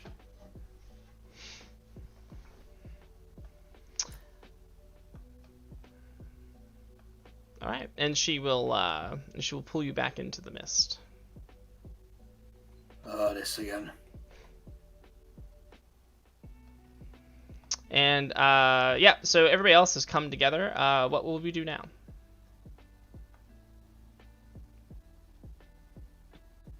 Can we get the giant sanctuary? Yeah, I think so. Then, yeah, I think we should do that, and then move on need, to Prion. There's a couple things we probably need to do here first. One of them being that Fenwick is stashing stuff inside Milton's place. So we should at least let Harrison take a look at that. If we can follow up any of his plans by stealing some of his shit, we should do that. Or if he's there, we should probably confront his ass, because he's not someone we want running around behind our backs causing mischief. Or creating creatures. Or creating dark abominations.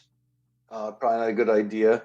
It wouldn't hurt morale or supply lines for me while y'all are doing this to just wander around town for a couple of hours casting Consecrate. I think it's Consecrate. Let me look at my spells again. Oh, Sanctify, sorry. Which makes food and water holy, and also purifies it of mundane spoilage. So all of the food and water that got ruined by the rain, I can just wander around town and purify. I can just keep casting and casting, and that's a cantrip. That's a cantrip. So we could just kind of, without doing any rolls, we could just kind of make that a story thing while people are doing other stuff, of me just going around into people's basements, pulling out food and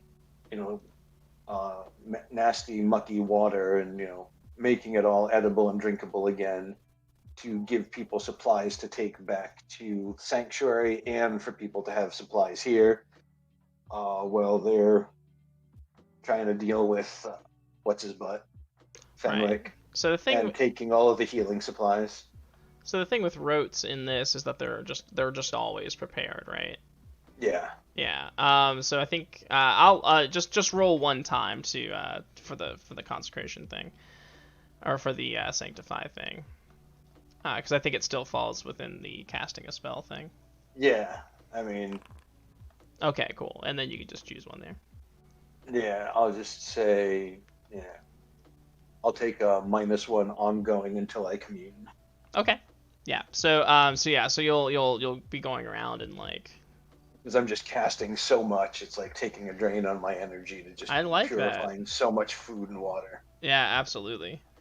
And then yeah, and the people are definitely going to be like the morale is going to be is definitely going to go up. I think too people are going to start looking at you as like I think too like they'll start talking about you sort of in the way that they used to talk about Harold as well.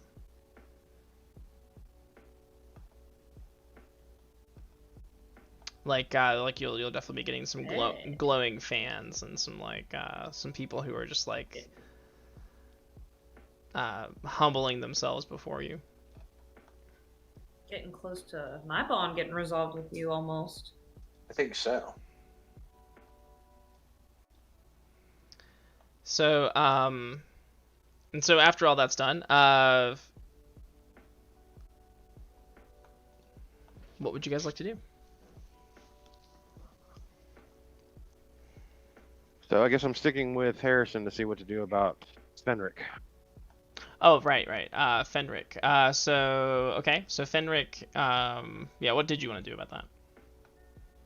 I can go check out whatever they want me to check out. Okay.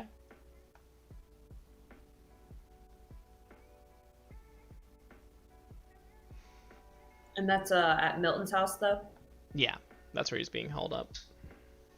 Yeah, if they just if I go there and they just show me what it is, I will inspect it. I didn't know if you wanted me to make like a discern realities check or if that counts as my bardic lore for the spells and magics. And since I've encountered it before, I might know why he might be using it, but that's up to you what you want me to do. I think just by looking at it, I think you'll get the same gist that Tyrion did. This is like healing stuff. It's like healing ointments and tinctures and like he got injured pretty bad. You were there when Horus shot him. So he got injured pretty bad. He had to be dragged off the battlefield. So you're wondering if the injury might have been a little worse than it looked on the battlefield. Like he really got his bell rung. And he's seeking some supplies of his own to sort of nurse himself back to health. Is there anything left over that I could make like another potion for us? Or is there not enough material? Well, I think they kept it from his room, so I think there's everything is in the crate. Yeah, we intercepted it. Yeah. Oh, nice. Let me check the equipment real quick.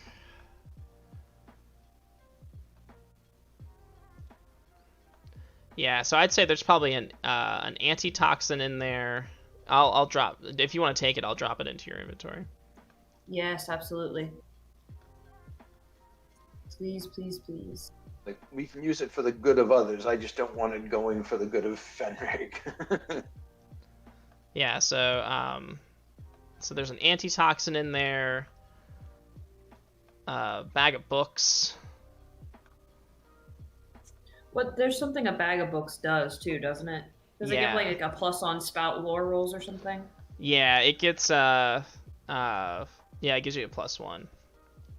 And it's got 5 uses. I'll take a bag of books. I'll take the antitoxin. Antitoxin, bandages, and it's also got some poultices and herbs.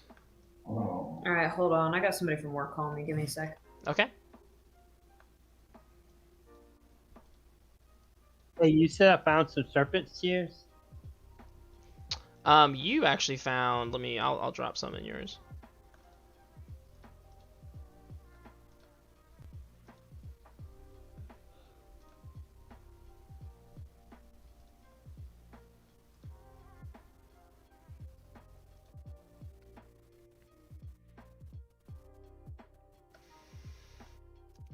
Yeah, so your normal stuff is serpent's tears, right?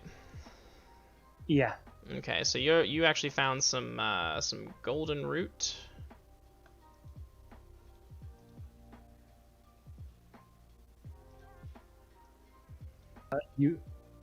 Ooh.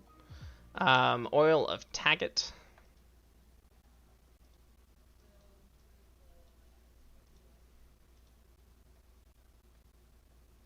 and I think some bloodweed.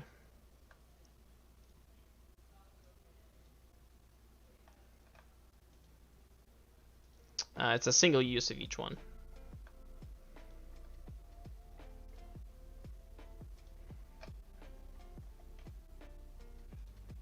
Awesome.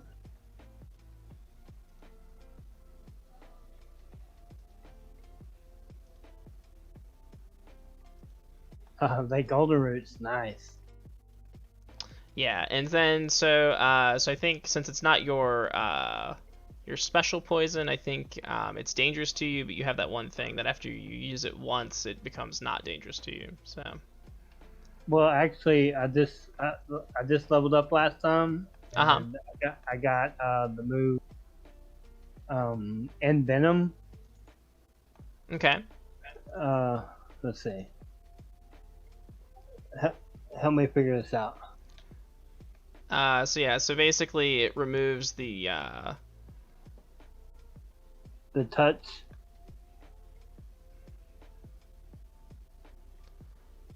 When you apply a poison that's not dangerous for you to use to your weapon, it's touch instead of applied. Yeah, okay. So so certain poisons have like certain like oil of Taggart is applied, which means that that I think they have to like drink it or something, like they have to ingest it.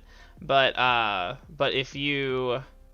since you have Envenom now, once oil of Taggart becomes not dangerous for you to use, you can use it on your weapon.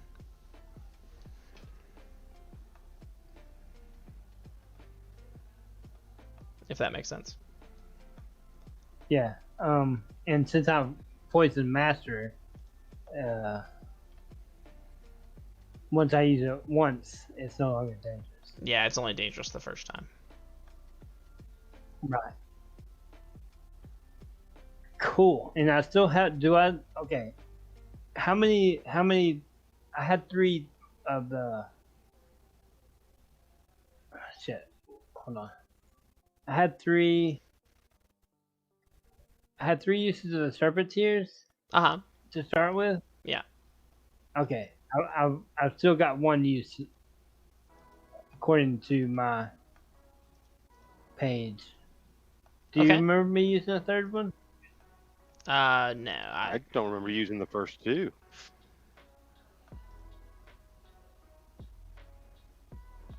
used the Deathroot poison, but I think that was about it.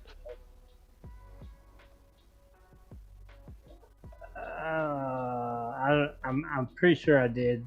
Well, and when you have downtime to like hang out, you can usually regenerate the 3 uses of those. So in the near future, if you get some downtime, you can do your thing. Is the materials readily available? It says it as part of your move. It says whenever you have time to gather materials and a safe place to brew, you can make 3 uses of the poison you choose for free. Okay. Okay, so what did I miss? I remember bag of books, antitoxin. Yeah, poultices and herbs and and bandages. Bandages? Yeah, I put it all in your thing. And then Rook was just going over his poisons.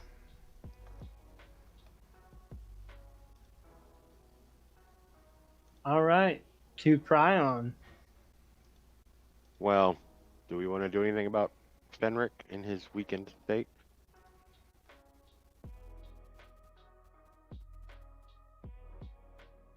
Let me rephrase that. I really want to do something about Fenric in his weakened state. Okay.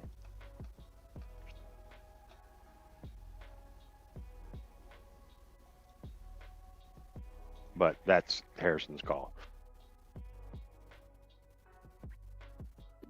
Yeah, I mean, we should probably go find him so he can stop this madness. He's right in the next room.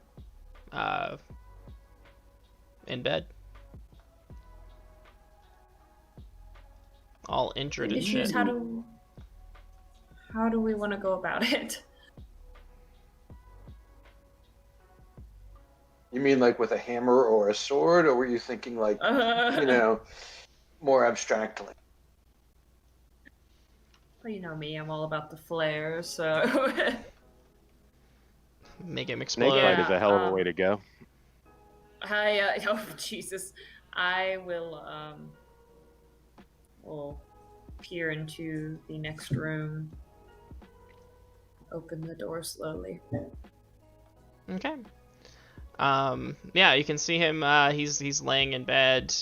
His eyes are closed, but when the door opens, his eyes flicker open, and he sees you, and he goes to get up, but it looks like it causes him too much pain. His head's like wrapped in like one big bandage, and he says, "Oh, Harrison." Fenric?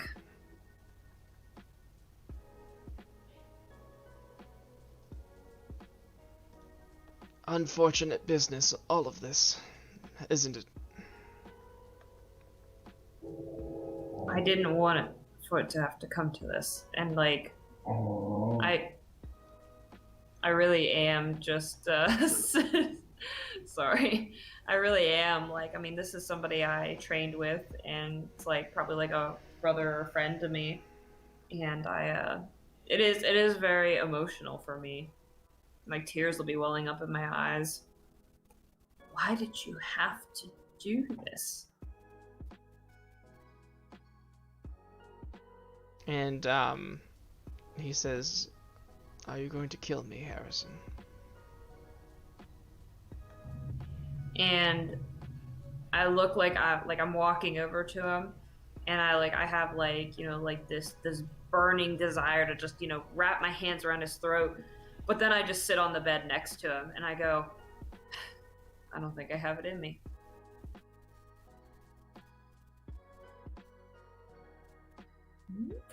Aziz. From the Snake heavens. form. Do it! Fucking kill him! Stab him! Now! He says, oh, one second. Shit, what was your master's name? Melvin? Yeah, Melvin. He says, Melvin would have been proud of you.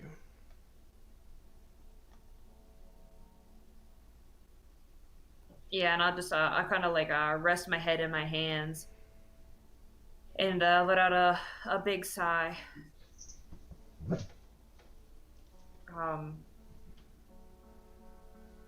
Yeah, I don't know if Harrison would actually be able to do it though. He'll probably look to the door where everybody's like peering through the crack, like Scooby-Doo style, heads stacked on one another.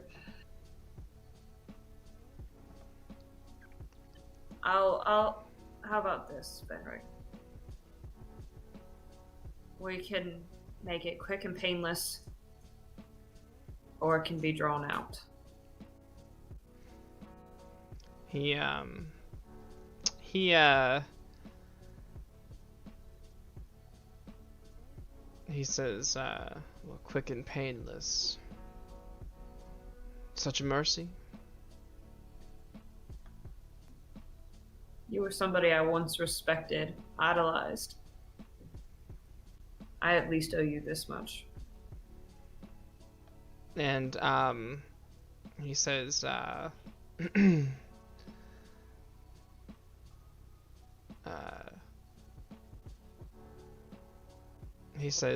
there's a mixture that will kill me instantly.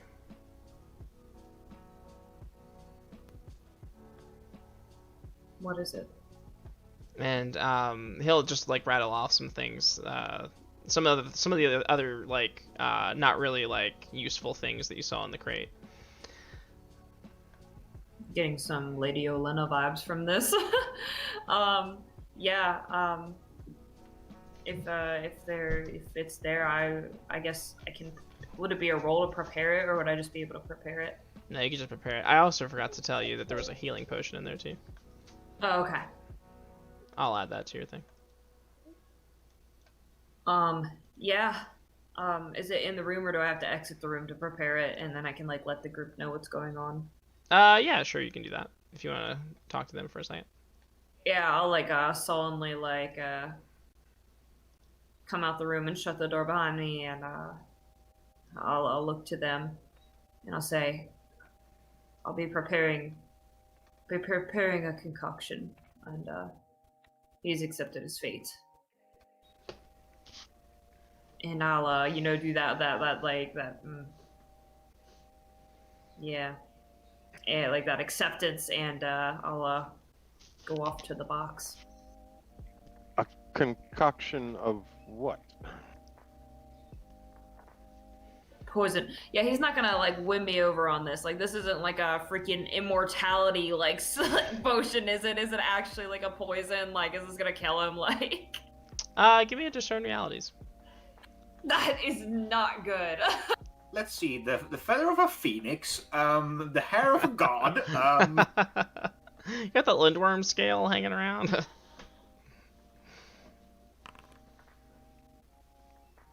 Okay, you get 3 questions. Okay. I guess. What is about to happen with this potion? So once you look at the ingredients and like recalling what you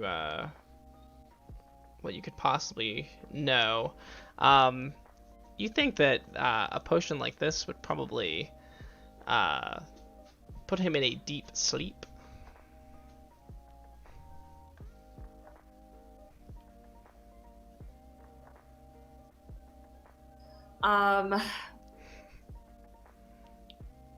What here is useful or valuable to me?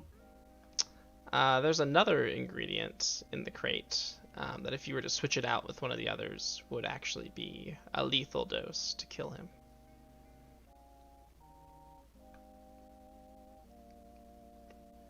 I don't know if any of the other questions really apply, but I'll just say what here is not what it appears to be.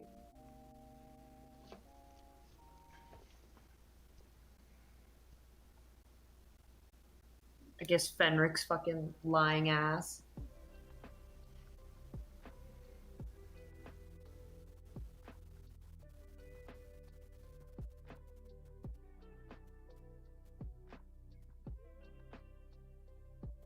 What here is not what it appears to be. Let me see if I can give you something good.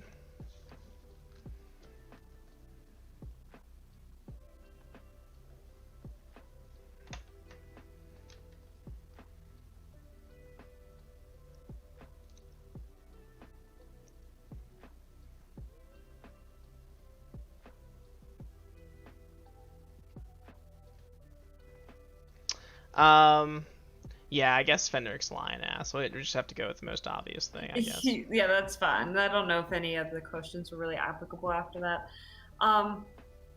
So yeah, with that knowledge, I oh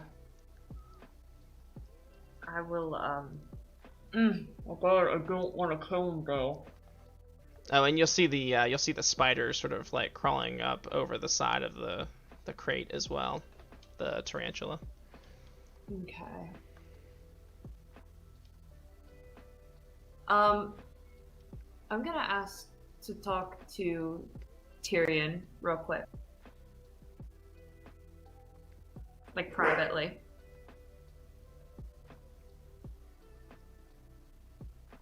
And I'll say, Tyrion, if I'm honest with you, I know Fenric's type. And I know he used to be a good man. I think there's a possibility for improvement. Anybody can be improved. He just now tried to trick me and give me a concoction for that would put him into a deep slumber and not kill him. This ingredient here, and I'll hold up like whatever it is. If I switch it out with the other, we'll kill him. I actually don't know how deep of a slumber it'll put him in. I don't know if it's like a month, a year, or a couple days or what. But I'll just express that I do feel wrongly about killing him, just considering our history. If you do not feel you should kill him, then you should not kill him. If you do not feel we should kill him, then we should not kill him. If you think he can be redeemed, then let us put him into the deep sleep and take him with us, where we can observe him and try to guide him. We'll leave all of his books and devices behind. We will make sure he stays under heavy guards so that he cannot do any of his workings. Perhaps while he is sleeping. He is definitely a danger to us, and he probably had a good bit to do with I don't know if he actually had anything to do about Boris and Horace, but I know he was there confronting them at some point. And I don't know if I can forgive him for that either. There's just so many thoughts going through my head, and ever since that experience with Genric, I've had a religious awakening, so to say. He is your demon, so to speak. He is a part of your past, so this must be your choice. We will abide by what you believe, and we'll help you in any way we can.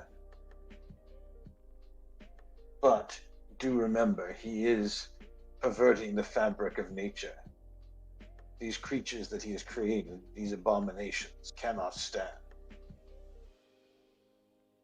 Okay. I will take with that, and I will I'll ask you to leave while I prepare my concoction. And I put a hand on Harrison's shoulder and give it a squeeze, and I turn around and walk in. And I shall prepare a concoction. Okay. As the audience wonders. Yes. So the next scene is, I suppose, him in his room. You bring in the concoction or whatever, and Yes. he again, and then like, and you'll actually see like the tarantula sort of crawling up the wall behind him, and he says, how do you approach? I'll open the door. I imagine it's like in like a little like cup too. I'll approach the bed. Assuming he's sitting up or going to be sitting up, and I will. I've prepared the concoction as you've asked.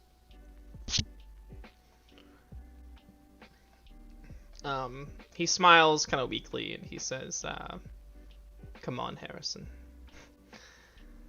I know you're smarter than that." Drink whenever you're ready, and I'll take a sit on the bed. Yeah, he'll kick it back real quick, Lady Olenna style, and he'll kick it back real quick, and then he'll say, he says, "I know you mixed the poison to kill me, but You're correct. let me tell you this before I die. Go on, Our master, Melvin. He's the one who created blood magic. He was its first practitioner." Yeah, my eyes will just widen, and I'll turn on him almost like furious. You lie. What do I have to lie for? I just thought you should know. It really is. I wanted to know it was me scene. Yeah, I'm furious. I'm like, you just lied to me now about this concoction, which I'm glad you think I'm stupid, but I'm not that dumb. I know. As I said, he would be proud. Yeah, and I'll grow silent as I watch him, I guess, go in slumber in a different sense. Oh, will he go into? Will he die or will he sleep? He'll die. Okay, yeah. So he will begin to So he'll begin to sort of froth and choke and then gag as his windpipes close, or as his throat constricts around his windpipes, and he'll cough and he'll sputter, and and he'll start to seizure, and then his eyes will sort of roll back into the back of his head, and suddenly his body will become very rigid, and then just sort of release all at once as he dies. Gruesome. Yeah, that was not what I expected, but damn. But I'm gonna pull the sheet over his head and exit the room. And Okay. I probably will be crying, but albeit like an angry sort of, like my brows are furrowed and tears are just streaming, but no wailing, just the angry cry. As you go to put the cloth over his face, the tarantula will crawl onto your hand. What do you want from me, you dreaded beast? And as it makes contact with your hand, it begins to fade away into nothingness. Yeah, and I'll then I'll like shake it off, all the dust particles it left on me, like, and I'll just be I'm angry and upset and sad, and this information about my mentor starting blood magic has deeply disturbed me.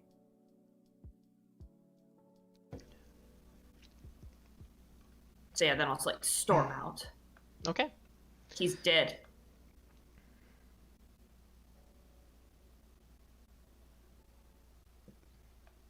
All right. And so at this point, is there anything we need to take care of immediately? Are there any other scenes we need to take care of immediately? I think that is it. Okay. So so now you guys can look at time through a either couple of days level or a week level, just kind of like tell me what you plan to do. Just I guess broad strokes of what the plans are and what you guys are wanted. When he died, did his did any of his magical spiders that were in the room disappear, or because I missed that? That's good. Yeah, that means yeah. That the abomination under the town is probably gone. Harrison would know that would not necessarily be the case. These spiders are most likely familiars. Okay. But the abominations he created are a life unto themselves. So at some point we'll need to hunt those down. Yes. If you so wish. Did you say each octagon is 2 days travel or 1 day travel? 1 day. 1 day. Okay. So 5 days travel to Prime. Well, I want to call in a favor and hopefully get us a flight there. Oh, okay.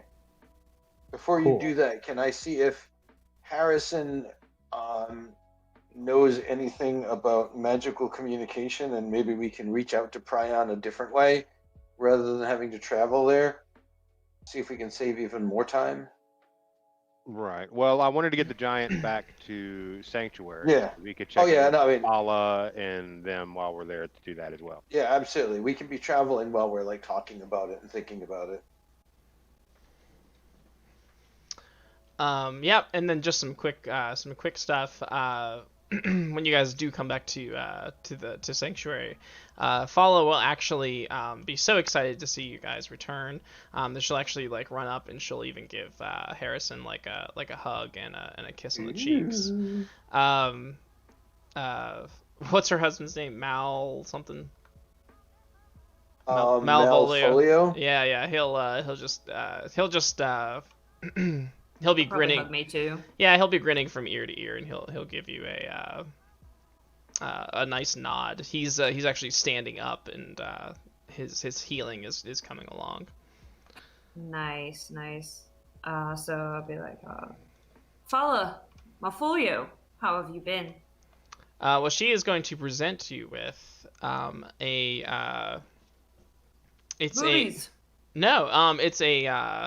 it is something that she's crafted from the Lindworm scale. It is an amulet. Ooh, and it does it look like bling bling? Yeah, it looks a little As blingy. Yeah. as blingy as it can It's be. been bedazzled. Yes, yeah. But she says this amulet will keep you from scrying eyes. But that's the name of the thing. Yeah, I am elated, and I'll say thank you, Fala, for creating such a beautiful craft. How long did this take you? Like a couple days. Is that how she says it? No, like it's a couple days. Like when she started the project, she told you guys it was gonna take about a week or so. Okay, yeah. Yeah, but she's been working hard. She does look quite tired now that the excitement has faded. She looks quite tired. But Yeah. but she wants to give you that so that you guys have it. And is there any other meaningful interaction? Is her half giant guy still around? Oh yeah, he's still around.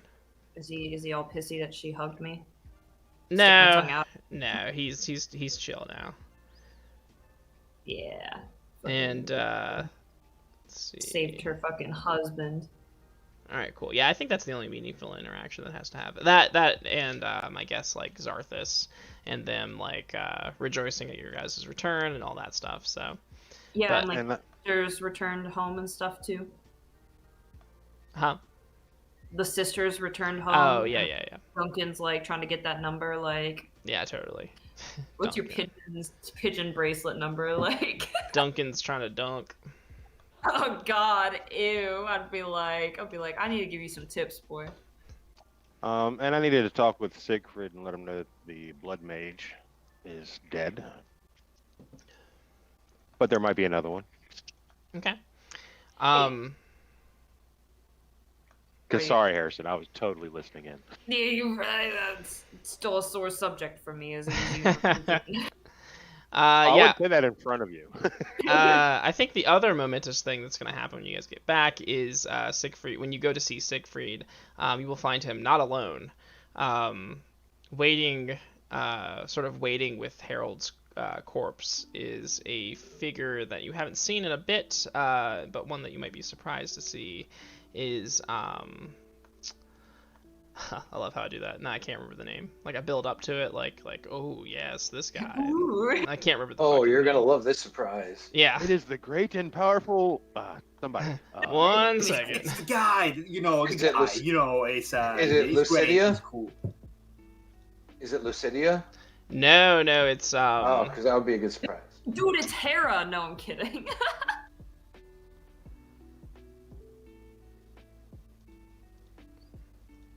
Sounds like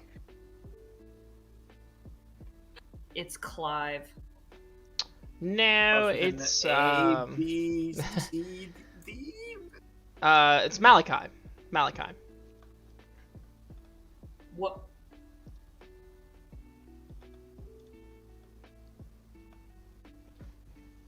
Malik. I.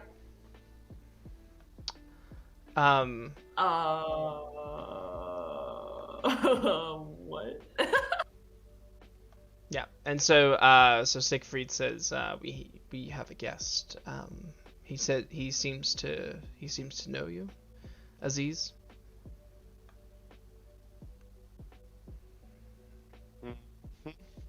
Bad touch.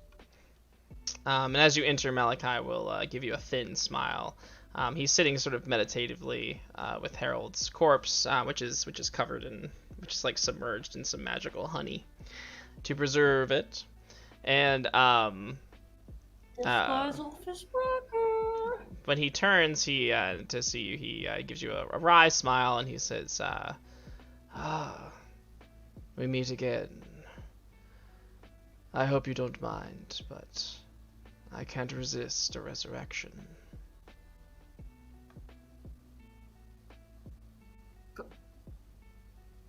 Yeah, I'm not the one to talk to about joining that party.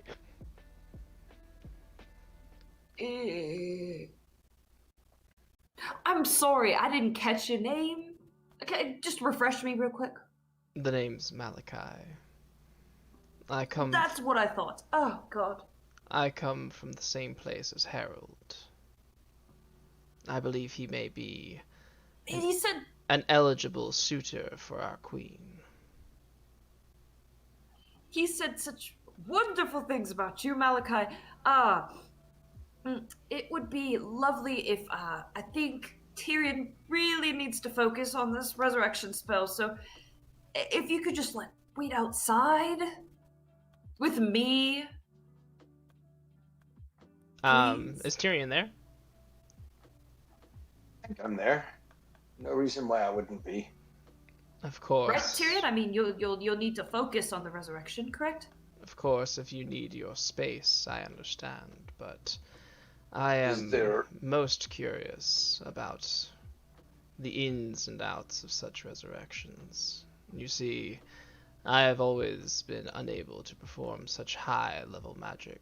He doesn't need to. He doesn't need to. You can call it I see. a curiosity, Mm. an academic interest. There's nothing academic about what I will do here. It is a connection between me and my god, Janrik. If the connection is strong and the cause is just, Harold will rise. It is as simple as that. There is no technique to study. There is nothing to be learned. All the same, if I may be witness to the rising of Harold the Great, if at least to communicate this wondrous and momentous occasion to our queen. I will consult Janrik and let you know. But Boy, for now, Go ahead. For now, I must meditate. If you wish to watch me meditate, you will be bored, but you may. And he will nod, and he'll give you your space. Again, you can see that pendant, the same one that you saw that the one cleric under in Argoth's company. You can see that hanging clearly from his neck. Yeah, the Death God one. Yeah.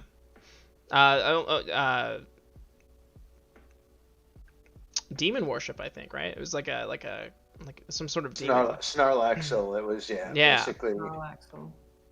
Boy, I'm praying so hard to freaking Janrik right now. In my head, I'm like, please, please, please, please, somehow get this. Oh, and Duncan's totally gonna be like Harrison, you're down with Janrik now. Like, we have so much to talk about. Like, let me tell you some of the lessons that Tyrion taught me. Oh Jesus.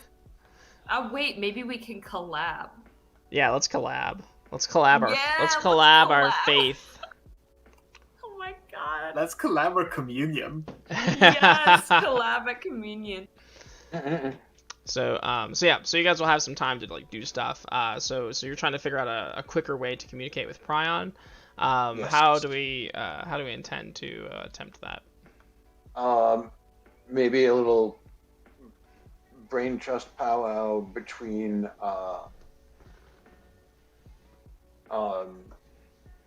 Harrison, Fala. Is it possible that we Nana. could do? I mean Nana, not Fala. Or No, Fala and Fala Nana. and Nana. Maybe there's some kind of nature magic we could do so we can talk to the speaker.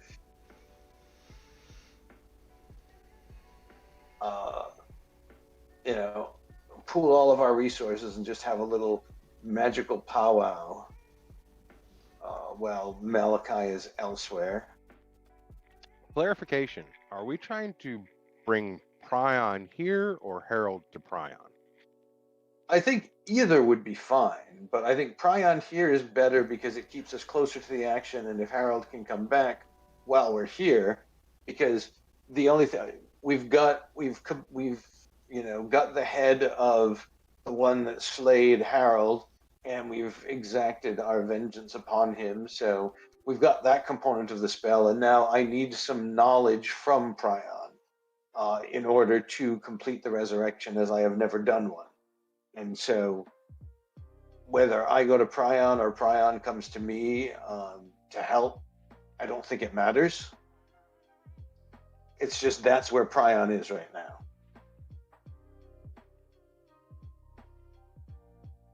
Okay.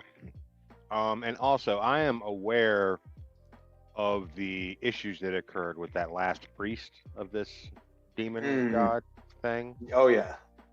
and I guess I could recognize the amulet as well, because that amulet was like flashing and glowing during the battle. Oh yeah. Yeah. Yeah, it was like completely negating the will of Janrik.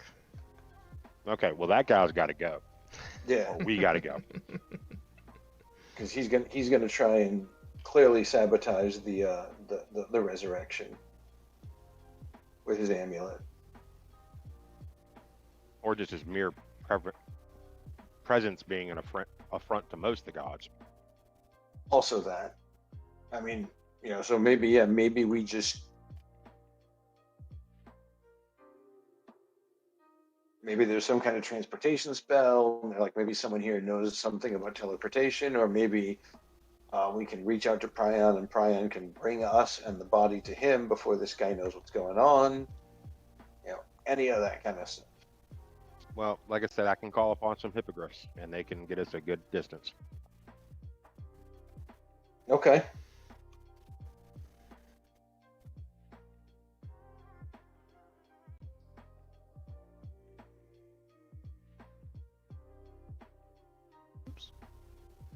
I'm down with that if the other answer isn't possible. I don't know if we need to try and spout lore to see if we can come up with something else, or if there's some other role we can make with the magical knowledge of the other peoples involved. But Well, I believe the bard has a decent, has like a thing for magic, right? A what? A move specifically for magical knowledge, right? Bardic lore. Yeah, my bardic lore. And that lets you just know. Let me read it. Yeah, go Don't forget your books. ahead. that's right.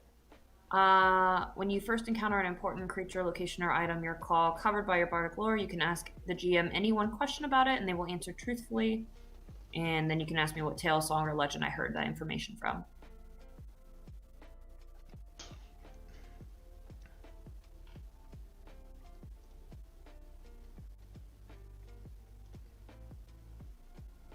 Would you allow it to work like with word of mouth, I guess, stuff, or does it have to be something I have to actually encounter?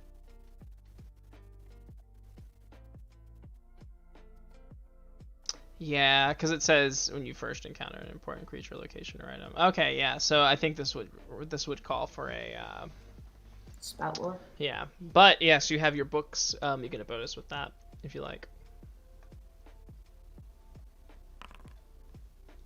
I don't need it. Oh, look at that. I'm just that good. So there are some spells that could transport you to a place a ways away. However, they are higher level spells and they are beyond your reach to perform. Unfortunately, Do you know anybody that could? I mean, I know Fala and Nana are like magical, but I don't know how high level they are. Fenric probably could. Ah, That's it. Can I raid his room for more stuff and find a spell book? His old. Does he have a spell book? He would have had a spell book, but it's not a question of knowledge. It's a question of your ability to cast it. You doubt? Are you challenging me? Well, it's a 7th level spell, so. Well, I mean, good old. Yeah. All right. Well. Shit. Well. Won't be happening, lads. That's all I'll say. So we're going to the mountain, eh? We're flying to the mountains and we're taking Harold with us. All right, hippogriffs it is. Away.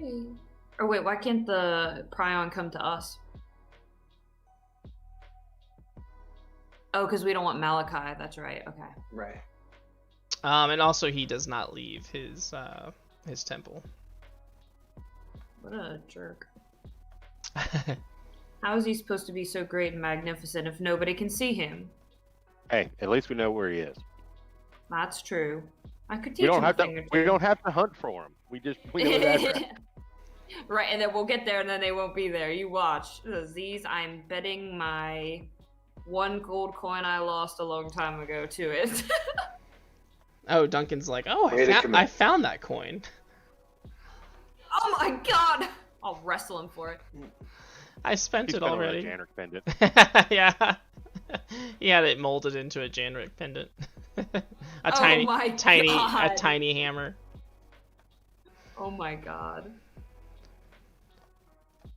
So with the calling upon the blah blah blah hippogriffs, the griffins. I can't remember which one The those blah are. blah blah. Yeah. The hippogriffs. Hippogriffs, yeah. So calling upon them, that will cut your travel time down. I think it'll also remove the need to travel through perilous territory as well. You'll still have to stop and like camp or whatever, but but with the ability to fly, I believe that you'll be able to find decent places to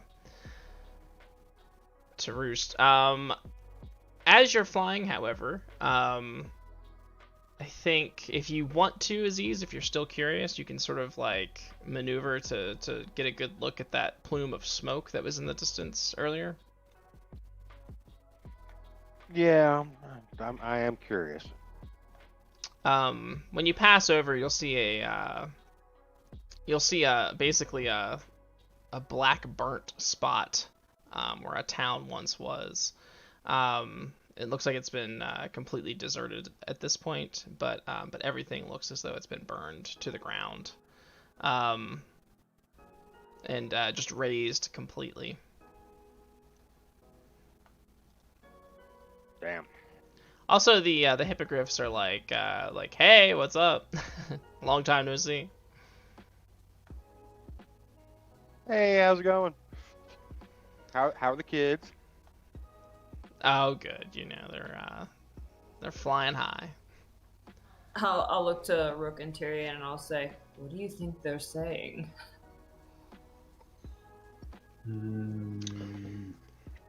The one says, we all drew feathers, and it looks like Tycho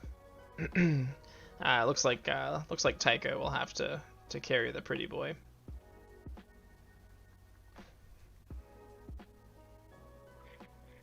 Good call, probably the best. Yeah, I'm like sitting there just like watching in amazement, like starry-eyed, my mouth. It's like, I'm like, Yeah, and one's going which one's my hippogriff? Yeah, and one will kind of slink over, just like, whoa.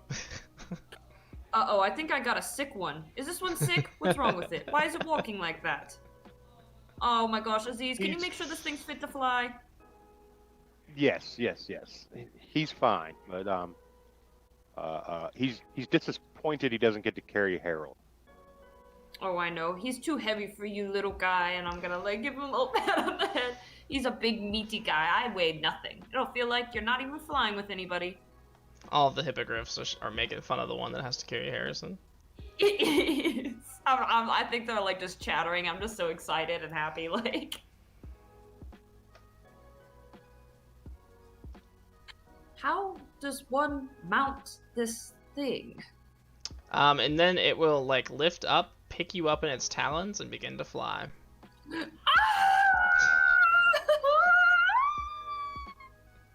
At which point in time, I'll show everybody else how to get on the back. Oh, Plaster, I think I couldn't hear you. Sorry, I forgot to unmute. I was gonna say, I feel like the rest of us will probably have had that more or less sorted, and it's just like Harrison that. Who's still starstruck.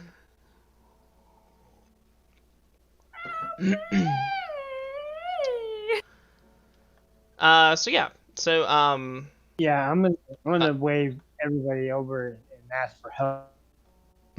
Up on Oh, because he's so short. Well, you and Aziz might be able to share one. Okay. Oh.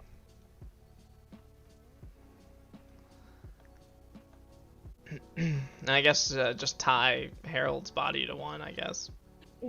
Just for like cans on like the back of the car after they get married, like just like floating through the air. No. He's well wrapped in cocoon, so to speak.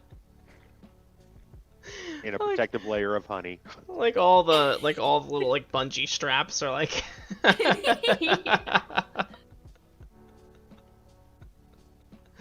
So so we won't have to travel through go on a perilous journey. You'll be able to travel just fine. In a couple days' time, you will see the ruinous town or whatever. In a couple days' time, you guys will reach the mountains, and flying high up onto the mountains, through the clouds even, you can actually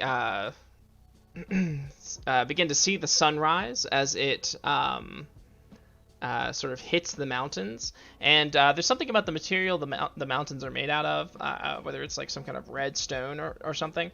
But when the sun hits it in the first thing in the morning, the mountains look as if they're just like dripping with blood.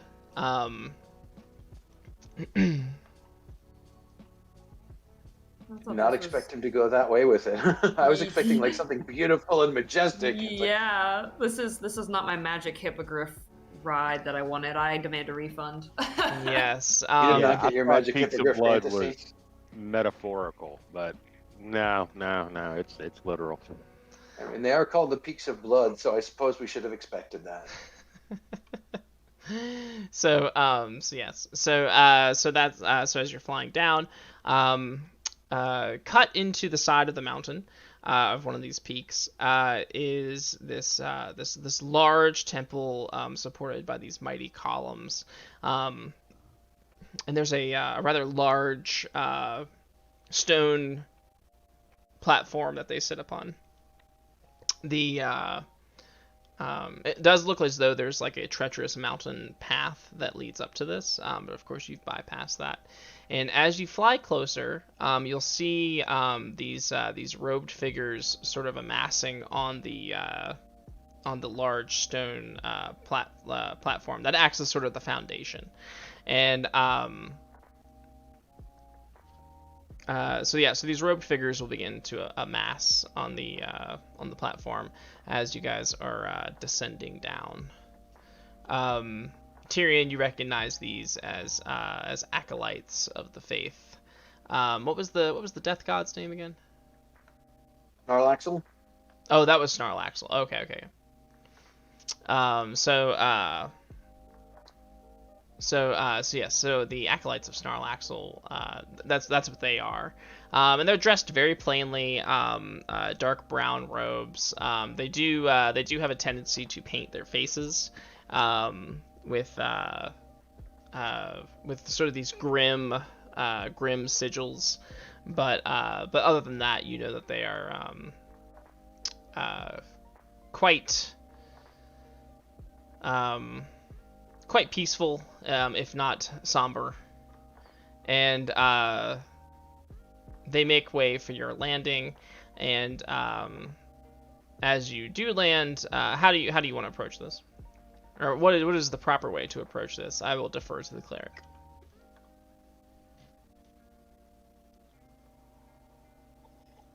Sorry, are these acolytes of Snarlaxle or?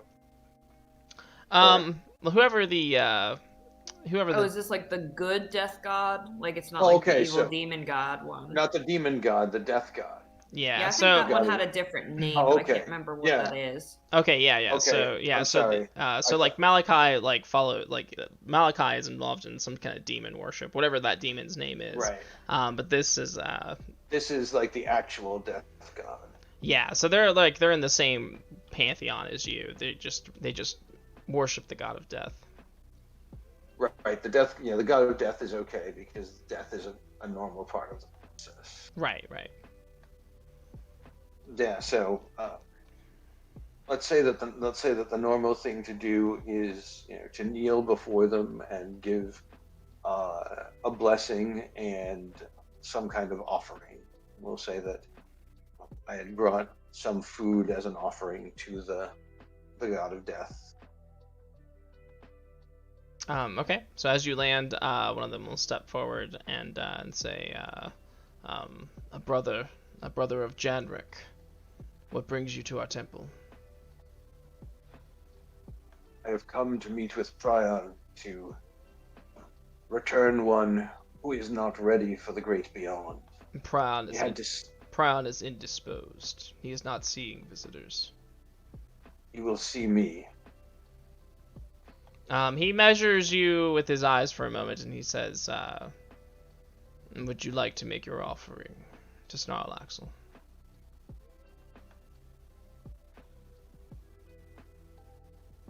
And I give a bounty of fresh food. Say, even those who guard death must nourish themselves to hold that line. He nods, and knowing the passage that you're referring to in the holiest of texts, and he says, "Come with me, brother of Janrik. Let us pray together." And I go with him. And it's not Snarlaxle, right? It's whatever this other Right. god's name is. Okay. Yes. Snarlaxle is the evil demon thing. oh, okay, cool. Yeah, let me I see. don't remember. We could probably come up with another leg. Oh yeah, totally. Just let me know. And And make sure you write it down too. Yeah, I'm gonna see. I'm looking under deity to see if I.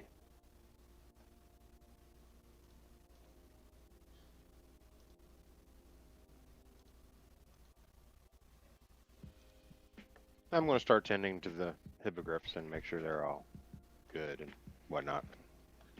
Yeah, and the acolytes of death. Well, he'll as he goes off to pray with you, Tyrion. He says, "Are these other guests? Are they of the faith?" Not finding their way there. Some are of the old gods, but And all are. shall we make preparations for their stay, or? They wish to accompany and be a part of the resurrection. They have connections to the one who has departed. He's gonna kind of eye you. He's gonna kind of eye you nervously, and he says, "Resurrection, brother." Yes. And he says, "You should know. This is no simple thing." I know. I have spoken to Janrik, and I have received my visions and my inspirations, and I have begun on the path. And the last step in that path is to speak to Prion and to receive his wisdom and guidance. This is a worthy soul. This is not someone who is meant to leave yet. It is someone who is here to stem the darkness. I suppose we shall see. I will let Prion know that you have arrived. Thank you. And he will point the way to the altar, and he will actually split off from you guys momentarily to go inform Prion. How are the rest of you doing? You're basically surrounded by these very plain, brown-robed, cloaked figures with like these like face tattoos, essentially, of all these like weird like sigils and symbols like skulls and whatnot, and they are all very quiet. No, I'm definitely like shooting the shit with them as I'm dealing with the hippogriffs. Be like, oh, so you guys take care of the dead and all that. That's pretty cool. That's pretty cool. Ask them about their tattoos on their face and stuff like that. Like blatantly staring right at their face. Yeah, and they'll once you sort of break that wall, they'll start shooting the shit with you as well. They explain that the symbols come to them in dreams, and then they tattoo themselves with the visions that are given to them by the gods.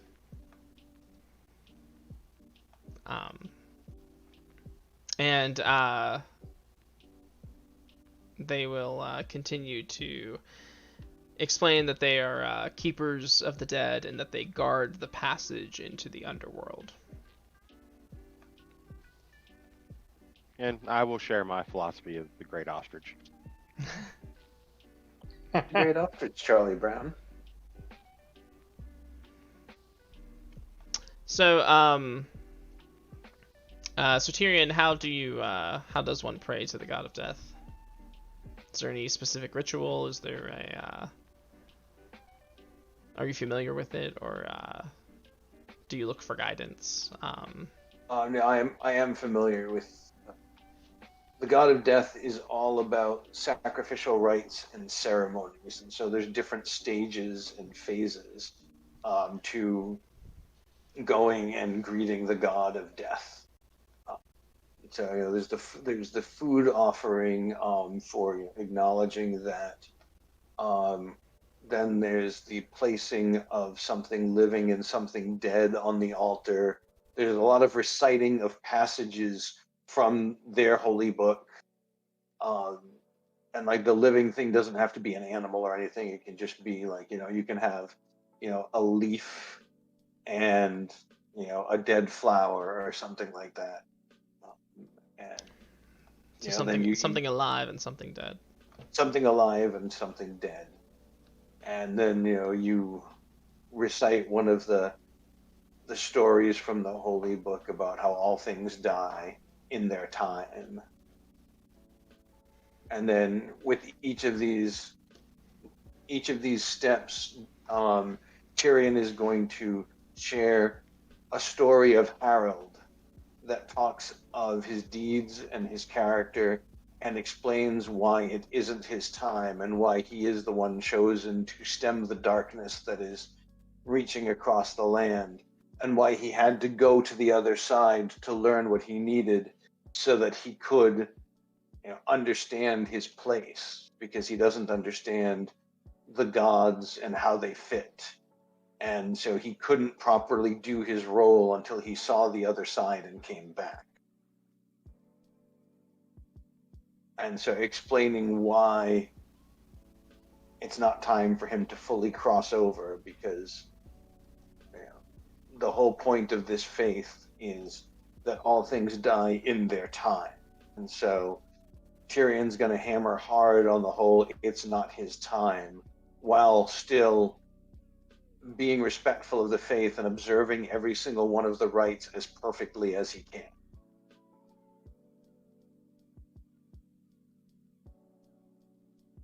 Complete with Christians have like the Ash Wednesday thing, and so the Mordriel followers have a thing where one of the stations is that you take the ashes of a corpse and you make a symbol on your face. And so he'll do that and just go through all of the things and willingly subjugate himself to every bit of their faith, showing that he's no better than they are, that his belief in Janric is no better than their belief in Mordriel.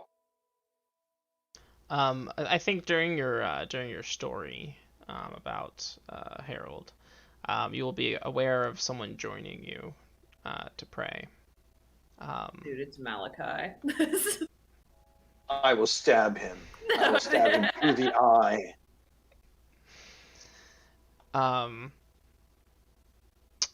Do you continue your story, or do you stop to look?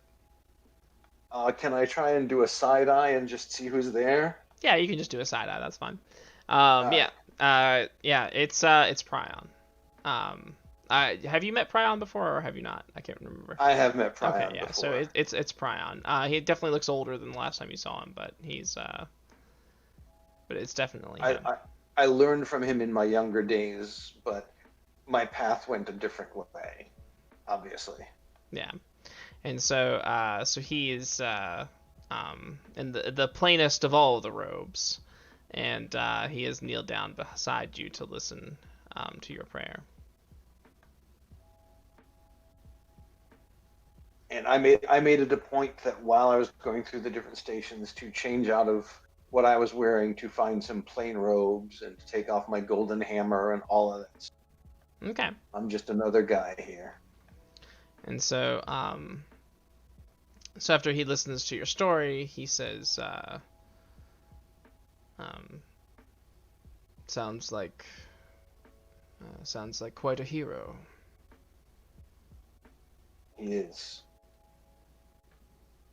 And he'll turn to you and he'll say, Tyrion, you've been away for so long.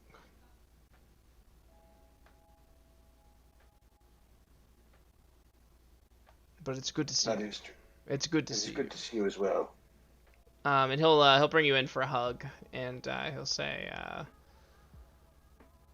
my man tells me you seek resurrection. Yes.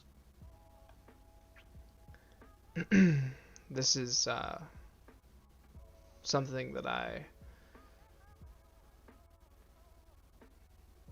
after the last time, there are costs to bringing people back from the dead, Tyrion. Yes. And I am prepared to pay them. But what if it's not you who pays them? Then who? And he'll start walking, so you walk along with him. He says, that which returns to life never returns whole. Something is always missing. What do you mean, brother? Once you have touched the everlasting peace, and then it is ripped from you, the memory of it lingers.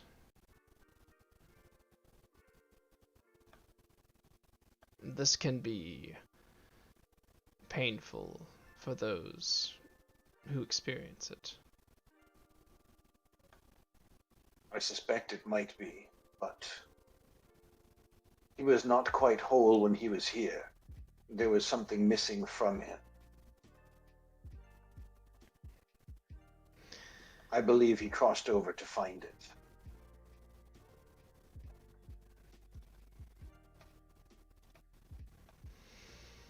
And he nods and he says, I was told that you would be coming. I had a dream. And so it Yes, and so as it did I.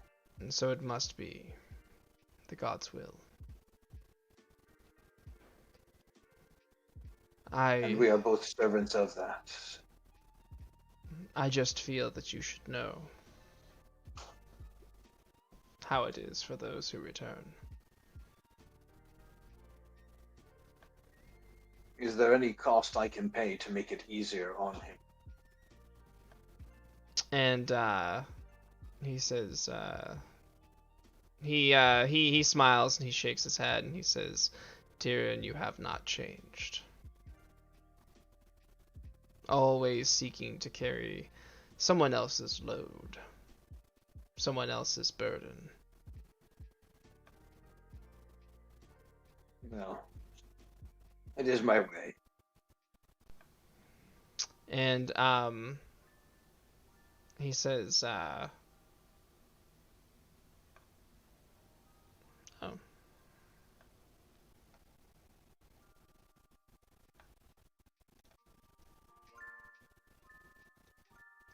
Oops, sorry.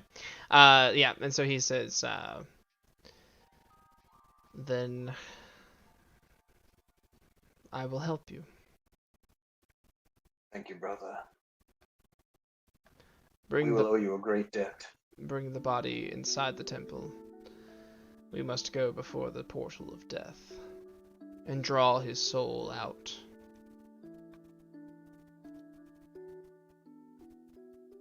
And I'll kneel before him. So he'll have the group bring the body inside the temple, and indeed they are not lying. There is a literal door to the afterlife within the temple, framed by a stone frame. It appears to be the dark abyss.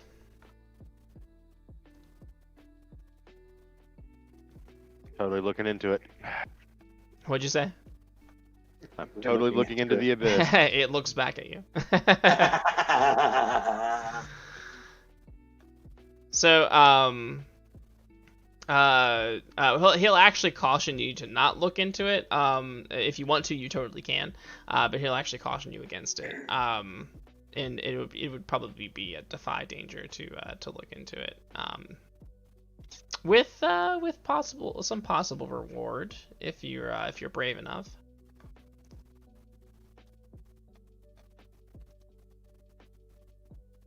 I mean, I said I was going to do it. So. Well, I just wanted you to know the cost before, just. Aziz, he wouldn't know any better. B, I seriously doubt he'd heed the warning. Oh, fair To enough. him, death is a natural thing. He doesn't really fear it. So.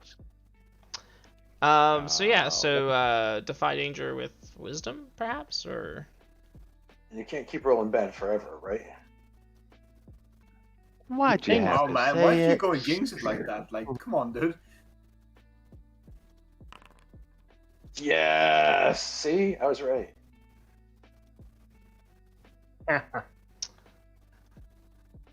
So as you look into the abyss, you get a vision of death momentarily, as if you were standing at death's gate. And keep this and hold on to it. You can get a +1 to a death roll if you have to make one. Oh, that's nice. Yes, indeed.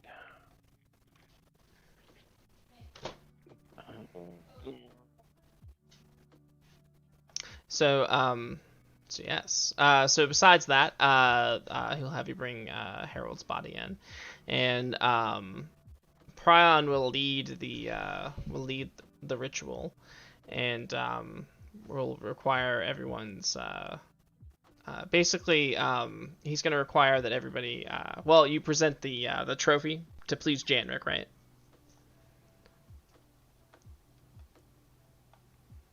Yep. Okay. So that's the head, right? Yes, that's the head. Okay. And The somewhat rotted head at this point. yeah. And so you'll provide that, place that in the dish, the brass dish, and it will immediately begin to burn, without you doing anything. It just immediately combusts, and as the smoke rises up, it turns white, into white smoke, and thus, you know that it pleases Janrik. Once that has been accomplished,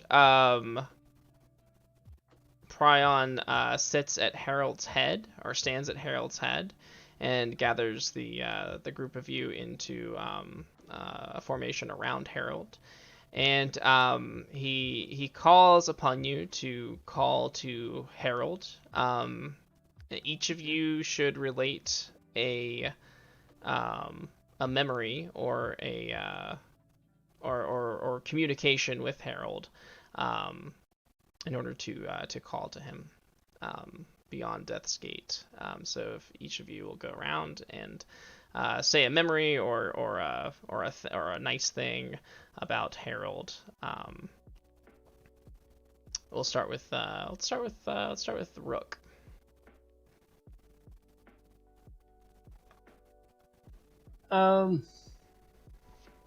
Oh, Harold. He was brave. He was a brave soul. That's really all I got. All right. Aziz. Harold, we started this journey to make the world a better place, and during this trip, we found out how much work we have to do. So get off your ass, you lazy bum. Let's go. Tyrion. Remember that time when we tried to sacrifice to the old gods to keep you from getting killed in the arena and those dwarves messed it up? Well, turns out you needed to die to learn something, and now those dwarves are Aziz's best friends. Shows what we knew then, but it's time to come back and tell us what you've learned. And finally, Harrison. Yeah, I'll go. Harold, I have countless memories with you, my friend. So many tales I have to sing, and I don't think I'd have enough time to just choose one. But Harold, you are the closest thing I've had to possibly a sibling in this cruel, cruel world. You've had my back, even when it feels like you haven't. You've always been there for me and the group as a whole. And we need you back. All right. Now resurrection is a spell, correct? Yes, and I do have it prepared. Okay. You may roll. Harrison, you want to do your arcane art aid thing again? Yes. I Let me really roll that hate for first. this dramatic moment to be effed up by the dice. Yeah, and it'd be like, nah, fam, we're cool. Nah. I decided I like things on this side. Okay, so it's a 9. So it can affect other targets, or it can bring unwanted attention. It's up to the GM. But it'll work. Okay. Go ahead and roll. Cast a spell. Hold up. So you got a +2 to that, right? Yes, he does. Okay. So there That it becomes is. an 8. I'm so glad we did that. God, this goddamn. Come back. Nah.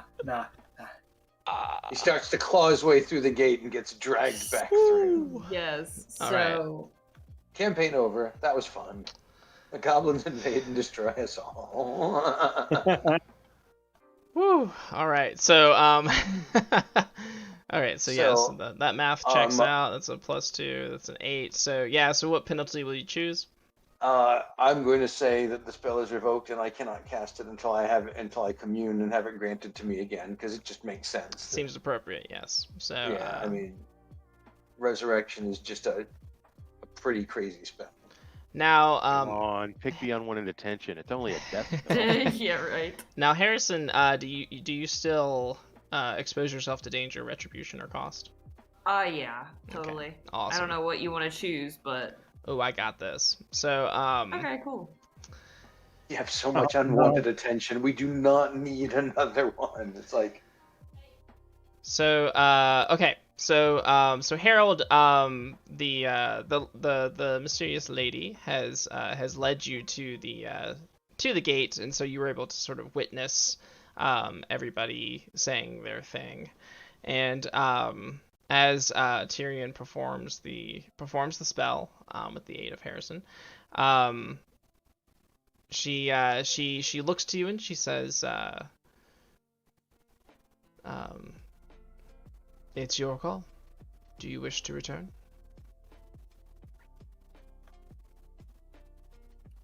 That's not even a question. I walk right at it. All right, yeah, and the squirrel will take you across the threshold, and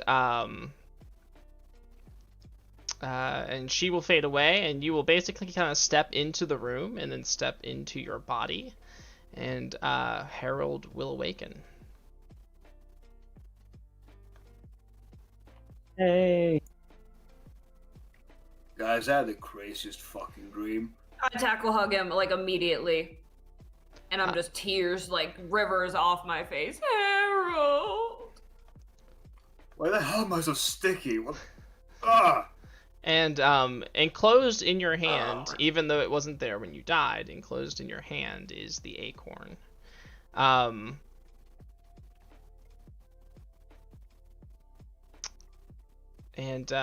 we all rejoice. I didn't mean to cut the rejoicing short. Oh no, I was just like, now I'm sticky now too. I'm stuck to him. That's my danger. I'll look over and just give a nod of thanks to Prion. He looks at you warily, like cautiously. He's happy for you, but he knows that the cost that this takes, the toll that it takes. And then, as the magic reverberates to someone else, the arcane art. So. Who else is it aiding? Far away. Boy, what the heck? I now say what? Now I'm calling some BS on that. Come on, shit. I freaking try to use that before and don't work on faraway targets. Far away. The spell reverberates through the door of death, and Fenric's eyes flash open. Me a break. And retribution must be had. Boy, what the hell? That adjacent target was that invisible familiar that's been hanging out with you. Boy, I said, boy, what the hell? What? My arcane art did that. My arcane art. It's gonna knock off at least 3-4 complications, I would think. What the hell? All right, so that is true. We did rack up some complications, and that's a good. You got to admit, that's a good plot point right there. Oh my! I mean, it is, but what the hell? If all of the shit we've been pulling down on ourselves culminates in accidentally resurrecting Fenwick while we're bringing back Harold, that's a great plot point. I mean, I hate it, but I love it at the same time. I could have brought back Argoth, but his head just burned up on the platter, so that's right. We took care of that. Oh, you're back. Asshole. So we'll end it there. I think that's an appropriate place to end it for the night. Let us do our closing things. We're a little over, but that's okay. I think it was worth it. And so we do this. If you're watching and you enjoyed this, we do this every other Wednesday. This is our ongoing story campaign. If this wasn't crazy enough for you, you can always come back next week, and we will be doing our dungeon crawl, where you can spend points to do some ridiculous shit, like have people draw from the deck of many things, or just wild magic. It's crazy time. And we just started a new dungeon, so that's exciting as well. So come check us out every Wednesday at 8 p.m. Eastern Standard Time. Also check out dndwild.com. You can use our code theactionsturge at checkout to get some discounts off of some metal color changing dice. Check that out. And also next week we'll be having a giveaway where we will give away some dice from dndwild.com. So come, make sure to check that out. If you haven't checked out our YouTube and our Twitter, make sure to go give us a follow and a subscribe. And that is usually linked somewhere, sometimes in the chat, and sometimes other places. Definitely on our Twitch page. So, with that, Plastered, you have some stuff to rep, do you not? I do have some stuff to rep. I am on Twitch TV/PlasteredDragon, charity stream for Extra Life, D&D. We do all some random other stuff, like some video game streams, some talk show streams, and then on Saturdays, it's a different campaign every Saturday. The third Saturday of every month, you can catch Axe and Sturge playing superheroes with us, which is always a good time. Is this Saturday isn't the third Saturday? No. What's? I think Or we're is on. it? I think we're on the fourth Saturday. Oh, are we the fourth Saturday? No, we are the fourth Saturday. Pretty sure, Third yeah. Saturday is Star Wars. Yeah, no, you're right. You're right. You're right. I was gonna say we're not playing this weekend. Wait a second. I had the weekend right. This is the third Saturday, but I had us wrong. Yeah. This Saturday is Star Wars. We are on the fourth Saturday. Boom, got him. And I'm DMing some special Ooh, charity yeah. streams. It's the dates got moved. It's going to be this Monday, next Friday, and then the following Monday. I'm doing a 3-parter for my company Atlassian. Still for Extra Life, but I'm going to be on the main Atlassian Twitch channel, which will be a lot of fun. And so stay tuned. I'll try to give John some details about that. I'm going to be DMing for a wide variety of people, including the head of engineering for my company that I indirectly work for through about several layers, whose only goal, he said, is to not make it onto /r/D&D memes. So, I think we can accomplish that. It's a noble goal. Yeah. Right, exactly. So I just have to make him look good while he's playing D&D. Awesome. Heck yeah. So yeah, I'll definitely try to spread the word on that one and watch if I can. Absolutely. And I'm totally co-opting much of your point strategy for allowing people to donate dollars and things to influence the game and help the players or hinder the players, since it's a fundraiser. So heck yeah. Rerolls, items, things like that. Wild magic, absolutely. Awesome. Oh, cool. Well, thank you so much to the Plastic Dragon. Thank you to the Deacon Smith, Fork Puff, Terry, and Morat Cake as well. Love playing with you guys. We're going to go ahead and raid somebody. Let's see. Oh my. Level 1 geek. Oh yeah, I'll have to do it the old-fashioned way. My stream deck went all wonky on me. Level 1 geek, you said? Yes.